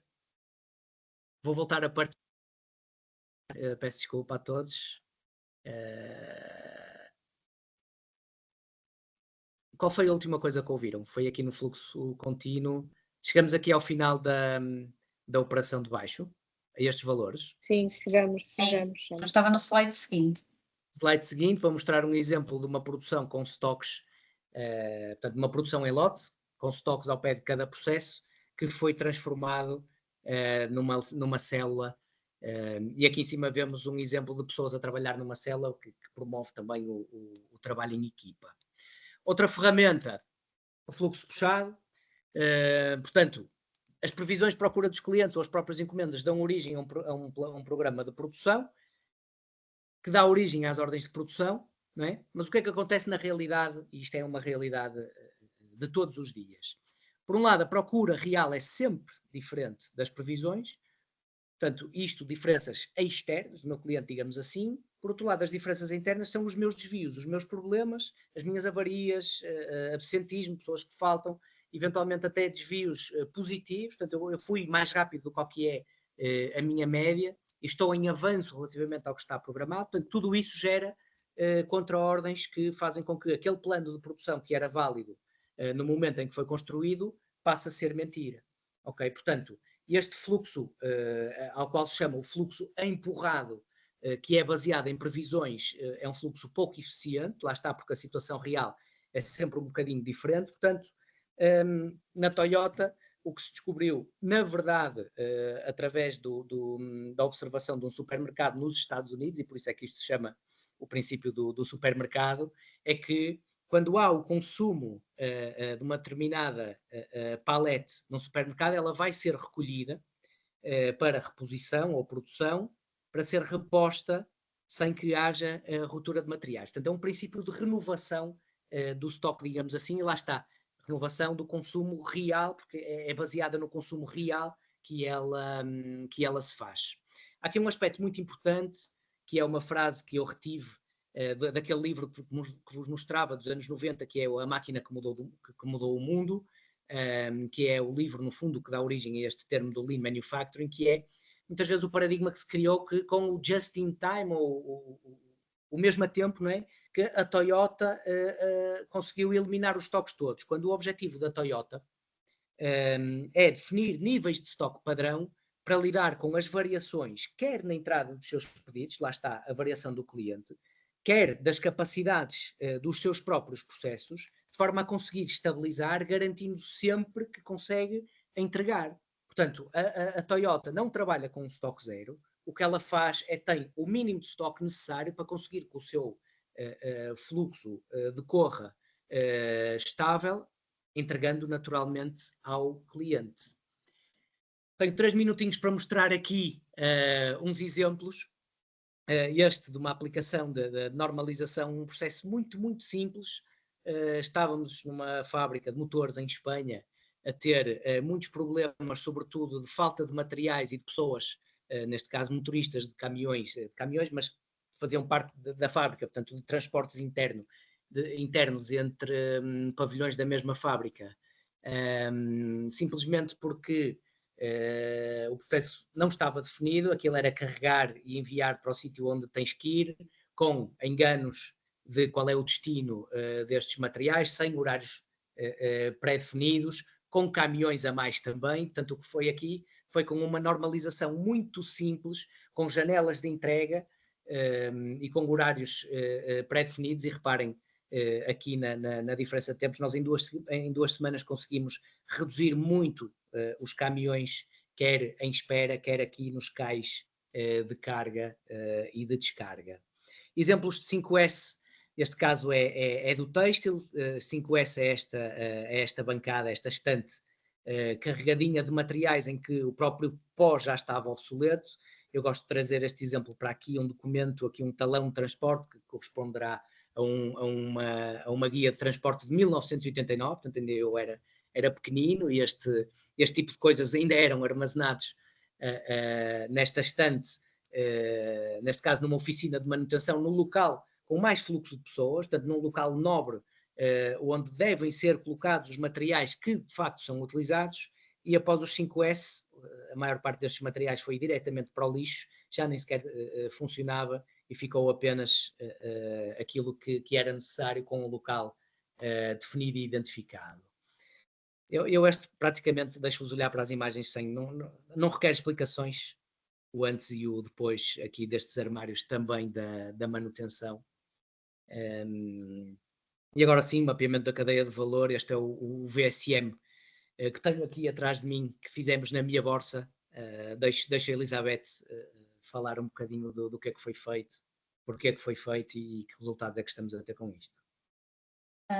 Então aqui neste VSM que fizemos, basicamente, então foi o mapeamento de todas as etapas do processo produtivo, ou seja, desde o início até ao fim. Ou seja, começamos desde o pedido de matéria-prima, passando por toda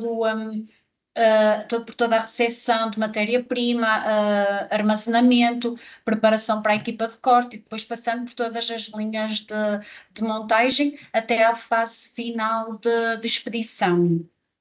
Aqui, para podermos avançamos apenas com um produto específico, de uma linha de montagem específica, para fazer essa análise e chegamos à conclusão que de facto todo este processo de produção, desde o início até ao fim, ou seja, desde que a encomenda chega à minha bolsa até ser entregue ao cliente, havia aqui um lead time de 9,3 dias.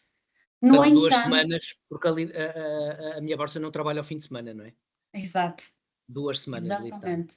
Para 43 minutos de transformação.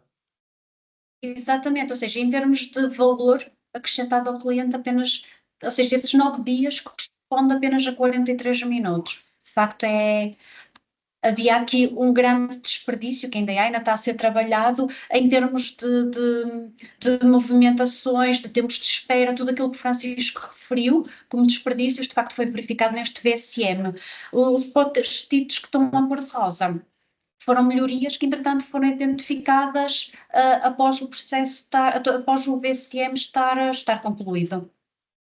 Certo. Ok, e vemos aqui a diferença. Já agora temos o estado atual aqui em cima à esquerda, ele dá a volta aqui à cartolina. O estado futuro desenhado que preconizamos tem digamos, um tamanho do fluxo ou um número de tarefas na qual eliminamos muito desperdício e agora é para aqui que estamos a trabalhar, portanto para um processo muito mais rápido, com muito menos tarefas sem valor acrescentado e muito mais curto, digamos assim, porque o objetivo é de facto manter estes 43 minutos reduzindo muito estes 9,3 dias de lead time que temos.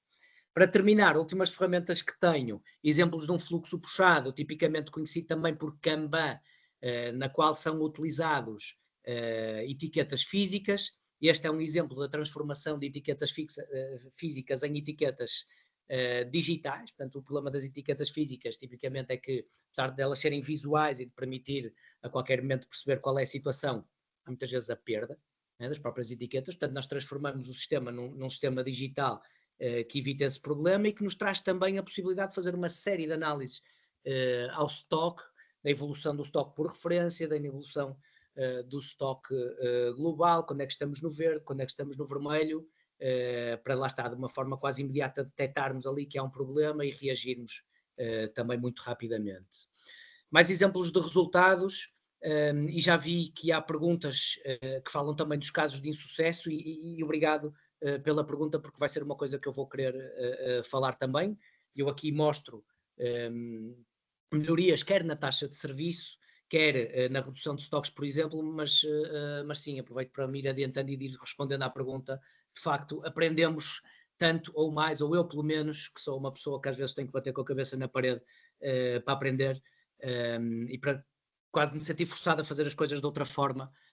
Sim, muitas vezes quando estamos em pleno processo de melhoria e vemos que os resultados não estão a ir de acordo com aquilo que pensamos, temos que, não podemos ser orgulhosos, não nos podemos fechar, estamos a fazer alguma coisa mal e temos que ajustar e o segredo também está um bocadinho em conseguirmos adaptar a tempo, percebermos que a coisa não está a correr conforme aquilo que nós queremos e temos que nos adaptar. Lá está, não é só o Lean, o sistema industrial que tem que ser ágil, nós próprios, enquanto agentes de melhoria, com as nossas equipas, temos que mudar qualquer coisa e que reagir a tempo antes que seja tarde demais e que já não consigamos manter aquela dinâmica que estamos a tentar criar.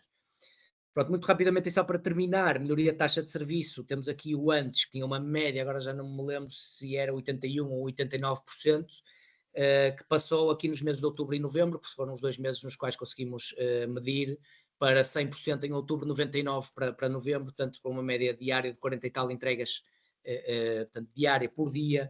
Tivemos apenas uma falha neste mês, a melhoria aqui no nível de serviço foi brutal. Reduções de stocks na ordem de milhões, portanto, com um impacto significativo na logística, e queria, só para terminar mesmo, mostrar-vos esta barra que compara os níveis de stock de determinados artigos, os níveis reais com aqueles que estão calculados. A verde são aqueles materiais com os níveis certos, digamos assim. A amarelo, aqueles materiais que têm mais stock do que aqueles que são necessários, mas a parte importante é este vermelho aqui, porque de facto estes trabalhos de fluxo puxado, neste caso, o objetivo não é reduzir stocks, o objetivo é nós termos um equilíbrio de stocks, portanto temos aqui 173 artigos, ou 17% do total, cujo stock teve que ser aumentado, lá está, porque com o nível com o qual trabalhávamos não conseguíamos entregar ao cliente na maior parte das vezes. Portanto, com isto dou por terminada a minha apresentação, agradeço a atenção a esta parte, foi com 5 minutos de atraso, que é um bocadinho mais rápido até do que aquilo que é meu apanágio, eu falo muito e estendo-me muito a maior parte das vezes. Sei que já temos aqui algumas perguntas, não sei se a Ana Maria ou a Elizabeth querem fazer algum comentário em relação àquilo que foi dito, ou se... Já agora, se calhar antes de passar para as perguntas, e já que temos tempo para isso, Ana Maria, quer falar um bocado da experiência e dos resultados, e se calhar aqui não são só mais uma vez operacionais, mas também de sustentabilidade. Eu sei que na Belsinto estão a implementar as tais produção em ilhas. Quer falar um bocadinho do antes e depois? Está sem microfone. Tem que ligar o microfone. Eu estava a ver aqui algumas perguntas, porque de facto... Se quiser aproveitar para ir respondendo. Estava aqui a ver a pergunta do Jorge sobre a variedade dos produtos, o facto então das séries serem mais pequenas. nós na marroquinaria em Belsinto já estamos habituados a isso. Nós fazemos essencialmente produto acabado, portanto nós fazemos malas e cintos completos, portanto vendemos produto acabado, não vendemos partes do produto. E temos aplicado, não só no Lean, aplicamos por uma questão de um determinado produto e cliente que estávamos a trabalhar, e implementamos umas linhas ágeis, onde no fundo o operador, digamos, faz o produto do princípio ao fim. E isso leva normalmente as pessoas a achar que isto demora muito mais tempo, e é o contrário. Certo. Tal e qual. Nós tivemos ganhos de eficácia, portanto, o que é que nós medimos? Medimos a eficiência e depois medimos a eficácia, e tivemos ganhos de eficácia de cerca de 15% a 20% num determinado produto. Resultados brutais. Como é que isto funciona?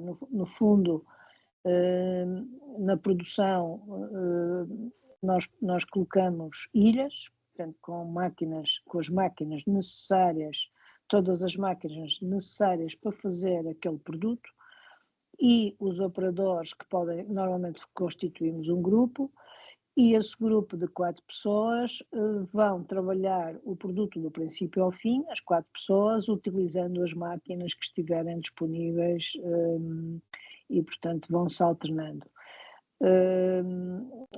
Depois fazemos a eficácia ao final do dia, a eficiência e a eficácia ao final do dia, e depois são os próprios até colaboradores que como isto é um trabalho em grupo, portanto nós estamos a medir pessoas, estamos a medir a eficiência e a eficácia do grupo, acabam o próprio grupo, como é lógico, há pessoas que trabalham mais rápido do que as outras, e vão-se complementando, vão-se ajudando, digamos, se eu faço esta operação, se eu faço esta determinada operação mais rápida, de vez em quando vão-se ajudando, de forma a que os resultados do grupo, da equipa, sejam visíveis. Isto obviamente não serve, obriga a que haja uma polivalência muito grande dos operadores, não é? Que têm que saber fazer tudo. E essencialmente também obriga a que haja mais máquinas, não é? Porque temos que fazer ilhas e temos que duplicar, triplicar ou quadruplicar as máquinas disponíveis. Muitas vezes quem for pela ocupação da máquina não pode ir por aí, porque muitas vezes há máquinas que estão mais paradas do que as outras, e portanto isso verificou-se. O que é que acontece? Acabamos por ter menos estoques, portanto aplicar o Lean, não é? Acabamos por definir melhor qual é a capacidade e se faltar uma pessoa do grupo, isso não impede que haja produção, enquanto que na produção em linha, quando falta o operador daquela máquina, acaba por desestabilizar a linha, e portanto eu penso que falamos de produtos que demoram 4, 5 horas a fazer, portanto não são produtos de 43 minutos ou de 50, são produtos, digamos, com algum valor acrescentado, e portanto isso não implica que a cadeia, o facto da abstenção não implica que se pare a produção porque falta um elemento da cadeia, porque a produção é feita da mesma maneira.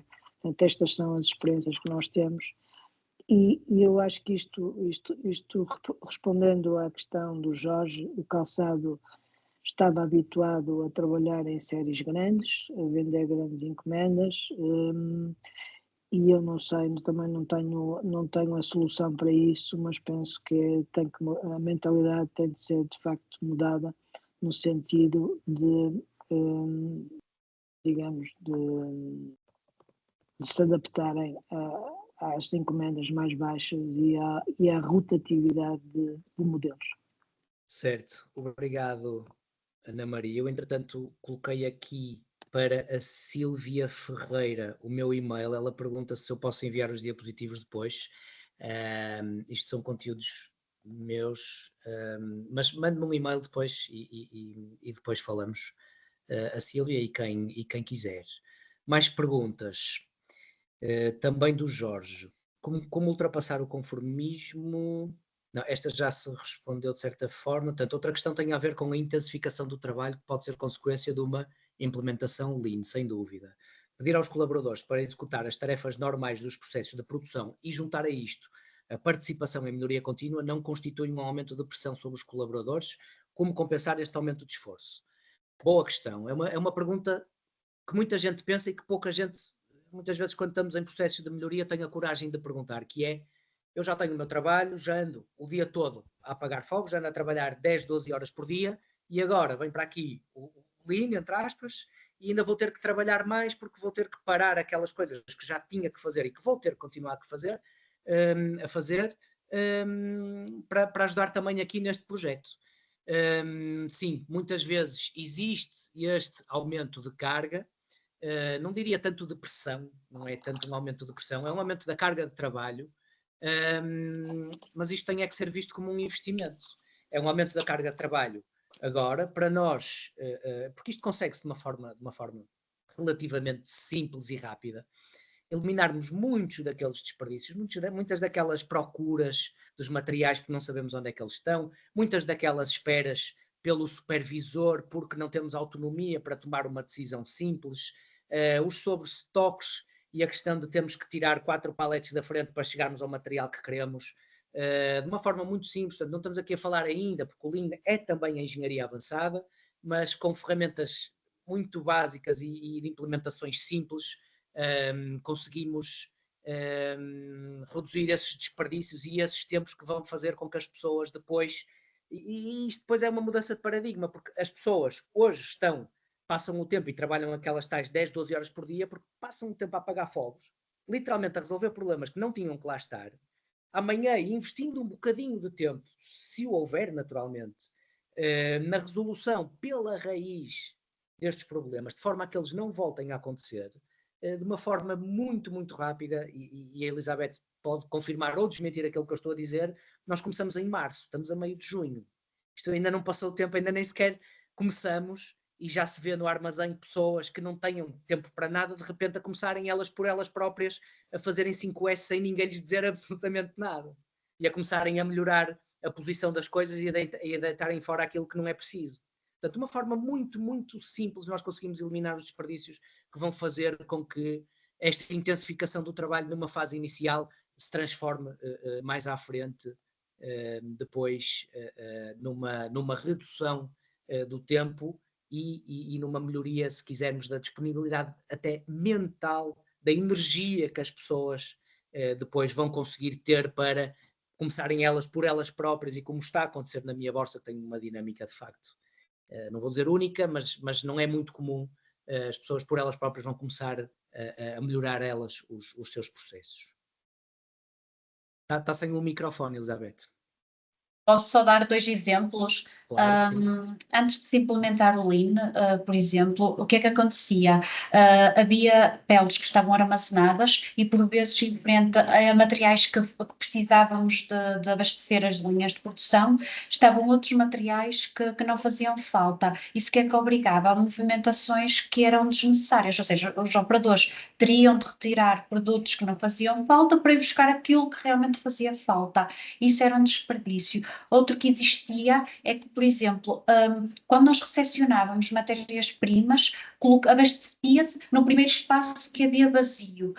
Isso o que é que acontecia? Sempre que precisávamos de um determinado material, acontecia os operadores ficarem em frente às estantes à procura onde é que estava esse material. Porque a mesma referência existia em diversas localizações. Então, uma das mudanças que se está a fazer é ter definido exatamente para cada local uma referência. Neste momento, se o operador precisar de preparar uma referência, sabe exatamente onde é que tem que ir e não tem que estar em frente à estante a procurar onde é que está o que precisa. E, há algum tempo atrás, se fosse ter com os operadores e dissesse para em 2 minutos, não havia tempo. Havia muita coisa por preparar, muita coisa por fazer, não podia-se parar. E neste momento, com pequenas mudanças, sim, já é possível parar, verificar o que é que não está a correr tão bem e fazer a mudança para algo significativo. certo. E isso é notório. E eu, cada vez que chego à minha borsa, e nós vamos trabalhando sobre um plano de ações, não é, Elizabeth? À medida que as ações vão sendo fechadas, nota-se uma diferença e nota-se até na cara das pessoas se nota, sobretudo ali na logística, foi por onde nós começamos, a diferença na disponibilidade é de facto brutal. Uma questão da Estela Ferreira, que diz que numa altura em que cada vez mais a indústria do calçado tende para a customização, como é que se repercute nos estoques? É preciso uma norma para cada encomenda?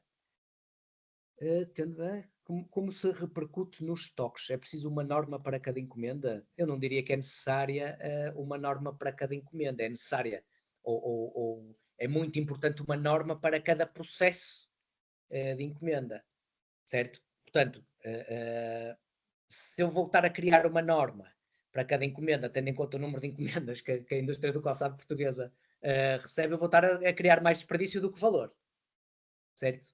Portanto, aqui o ideal é nós termos um procedimento standard e criarmos alguns padrões, não vamos normalizar tudo. Vamos tentar definir um fluxo de trabalho que vai ser comum, independentemente das encomendas que nos surgirem, certo? E depois as particularidades vão ser tratadas caso a caso, mas se nós definirmos o tronco, digamos assim, os 80%, depois aqueles 20% de diferenças já vão ser muito mais fáceis de tratar. Não sei se querem acrescentar alguma coisa a esta resposta. Atenção, quer a Belcinto, quer a Minha Borsa são empresas de marroquinaria, portanto, já agora eu não disse no início, mas o CTCP tem empresas de marroquinaria associadas e a indústria é praticamente a mesma. Sim, mas eu diria que, como disse o Francisco, nós temos que criar processos, não é? Processos de normas processuais e depois a customização. Nós cá na empresa o que temos é uma equipa de industrialização. Nessa equipa de industrialização estão incluídas as pessoas de desenvolvimento, portanto terá o modelador que criou a peça, está responsável pelos desenvolvimentos, e depois está a pessoa que executou a peça, digamos, na costura, portanto temos uma equipa de desenvolvimento, e depois está do outro lado, digamos, a representar a produção, as pessoas que fazem parte da equipa de industrialização, no sentido de dizer aquele modelo, qual é a especificidade daquele modelo e que estejam as instruções bem definidas para aquele modelo junto do operador. Também, em resposta à questão do tempo para implementação, eu acho que é de tal maneira rápido e as pessoas veem de tal maneira a vantagem se houverem processos muito bem definidos. E quando agora falando no produto propriamente dito, se o operador souber que as operações que vai fazer elas estiverem ali bem definidas, para eles é mais fácil inclusivamente adotarem a produção, produzirem segundo esta filosofia do que no passado. Os erros são mais facilmente detectados, o controle de qualidade é feito no posto de trabalho e, portanto, há aqui a eliminação do desperdício que é focal. Portanto, eu acho que isto aplica-se também ao calçado e tem a ver mais, a metodologia vai ser sempre a mesma, o processo depois, dependendo do modelo, é que tem que estar bem definido e com instruções precisas para o trabalhador. A forma de fazer as coisas é a mesma, depois o que vamos fazer vai depender do modelo. Portanto, eu diria que a equipa de industrialização, que é uma coisa que normalmente as pessoas esquecem-se, não é, de criar, é extremamente importante num processo de melhoria contínua. Certo, obrigado Ana Maria. Mais uma pergunta do Jorge. Como é que o Lean ajuda a equiparar a elasticidade da procura com a elasticidade da capacidade num ambiente de alta variabilidade da procura e pouca elasticidade da capacidade? Em períodos curtos pode haver uma grande variabilidade na procura e na ocupação da capacidade. Esta respondo eu. Como é que o Lean pode ajudar? Portanto, a elasticidade da procura nós não mandamos no cliente, mas mandamos nos nossos processos internos. Portanto, e mais uma vez uma historinha, que também vou falar dos Estados Unidos e do Japão. Na Segunda Guerra Mundial, quando os Estados Unidos entraram na guerra, os homens, que eram as pessoas que trabalhavam na fábrica, nas fábricas, na indústria dos Estados Unidos, foram quase todos para a guerra. Portanto, de repente, a indústria, que ainda por cima estava a tentar reconverter para uma indústria de guerra, deixou de ter as pessoas que tinham experiência no trabalho. Então, o que é que eles fizeram? Criaram um sistema, ao qual se chama o TWE, ou Training Within Industry, chama-se, ou literalmente significa em português qualquer coisa como treino durante o trabalho na indústria, em que basicamente tiveram que ser as mulheres a ir trabalhar para as fábricas para conseguir alimentar este esforço de guerra americano. Foi um sistema que foi criado, mais uma vez, pela necessidade e que cria uma polivalência também sem grande esforço e sem grandes recursos investidos, cria polivalência, cria flexibilidade, portanto, fazer com que as pessoas sejam formadas no posto de trabalho e que depois umas vão se formar às outras e depois umas transformam-se em formadores. Portanto, temos uma matriz que pode chamar a matriz ILU, portanto, pessoa ainda não formada, pessoa que já está formada mas ainda que não consegue fazer o trabalho no seu tempo de ciclo, pessoa que já consegue fazer o trabalho no tempo de ciclo e, por último, pessoa que consegue formar outros. O que aconteceu foi que, no final da Segunda Guerra Mundial, os americanos esqueceram-se desta metodologia e, mais uma vez, os japoneses, quando iam aos Estados Unidos, às fábricas, visitar e tal, e muitos da Toyota foram voltar a pegar nestas metodologias e levá-las para o Japão. Portanto, hoje em dia, mais uma vez, os japoneses estão à frente nesta formação e nesta criação de elasticidade na capacidade, porque eu só não tenho elasticidade na minha capacidade interna se não quiser. Como a Ana Maria também foi dizendo, muitas vezes se o gargalo for as capacidades ou o número de máquinas que tenho, muitas vezes se o pedido do cliente me exige que eu tenha mais máquinas, eu vou ter que aumentar a minha capacidade, isso quer dizer, não há milagres, ou então aumentar a minha produtividade. Portanto, essa variação da elasticidade, por um lado, pode-se fazer na própria empresa, por outro, uma coisa é a variabilidade ou a variação, outra coisa é o impacto que eu tenho que sentir sobre ela. O que é que eu quero dizer com isto? Se eu tiver os estoques bem posicionados no meu sistema, de forma a garantir que eu consigo absorver aquela variabilidade que me chega do meu cliente, eu vou conseguir fazer com que essa variação chegue até ao meu armazém de produto final, mas que depois acaba por não se repercutir tanto na minha produção. Portanto, há mecanismos, MTS, MTO, Make to Stock, Make to Order, de estocagem daqueles produtos que eu sei que vou vender e que se não for hoje vai ser amanhã, e se não for amanhã no máximo é depois da manhã, aqueles produtos de reposição, que me vão permitir, digamos, amortecer esta variação na minha produção. Portanto, por um lado, e resumindo a minha resposta, conseguimos aumentar a nossa agilidade interna, por outro, não conseguimos mandar na variação que o cliente nos envia, conseguimos sim fazer a redução do impacto dessa mesma variabilidade nos nossos processos internos, e lá está. Há ferramentas claramente standardizadas, claramente utilizadas, que servem exatamente para isso, e o Lean são 30 e tal ferramentas que se podem aplicar de melhoria, cada uma em função dos objetivos que se procuram ou das principais dificuldades que existem. Mas queria, entretanto, falar aqui só da questão da indústria do calçado, para tentar quebrar mais um paradigma, e só para terminarmos, temos 4 minutos.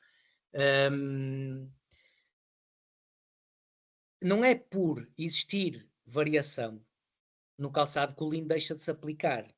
Eu diria, quanto maior a variação, quanto maiores os problemas, maior aplicabilidade têm ferramentas e têm uma cultura que vai atrás desses problemas para os resolver de uma forma permanente e que vai conseguir amortecer essas variações. Ok? Portanto, não é por nós não estarmos no automóvel e a produção não ser repetitiva que estes princípios não se aplicam. E a minha Borsa está aqui representada pela Elizabeth precisamente para nos falar disso. Obviamente que nem todas as ferramentas se vão aplicar de forma igual, mas há muitas delas, e muitas delas não é preciso irmos muito longe, são ferramentas básicas que nos dão resultados absolutamente, é a diferença do noite para o dia em termos, e se calhar esquecendo aqui um bocadinho a produtividade, em termos de nível de serviço, e em termos da preocupação que temos que ter com as nossas pessoas, das nossas fábricas, portanto, a eliminação dos desperdícios, daqueles esforços, até a nível de segurança e ergonómicos, brutais, que não servem para nada, uma forma muito simples, e com a participação dessas pessoas nós conseguimos atacar a maior parte dessas dificuldades e conseguimos resolver essas questões. Tenho mais uma pergunta do Jorge, não sei se querem acrescentar alguma coisa, também já não temos muito tempo. Vamos a isso só de uma forma muito rápida antes de nos despedirmos. Se numa célula ou ilha durante um turno houver vários produtos a fabricar, isso dificulta o cálculo da produtividade. Isso não é verdade. Esperada para avaliar o desempenho da equipa, para muitas empresas só faz sentido fazer essa avaliação se o processo for padronizado. É mais um paradigma. Eu não tenho tempo para explicar isto agora, até porque estamos a entrar em alguns pormenores técnicos, mas não é assim. Ou pode dificultar se nós não utilizarmos os conceitos certos e as ferramentas certas, mas não é assim. Eu faço isto e, aliás, mais uma vez, na minha Borsa nós também já estamos a começar a trabalhar isto e pronto, é mais um paradigma. Ainda bem que vieram com algumas questões que nós podemos, com a nossa experiência, responder. Espero que tenhamos conseguido esclarecer a maior parte, se não todos, estes pontos. Resta-me agradecer a Ana Maria Vasconcelos da Belcinto e a Elizabeth Ribeiro da Minha Borsa a vossa participação.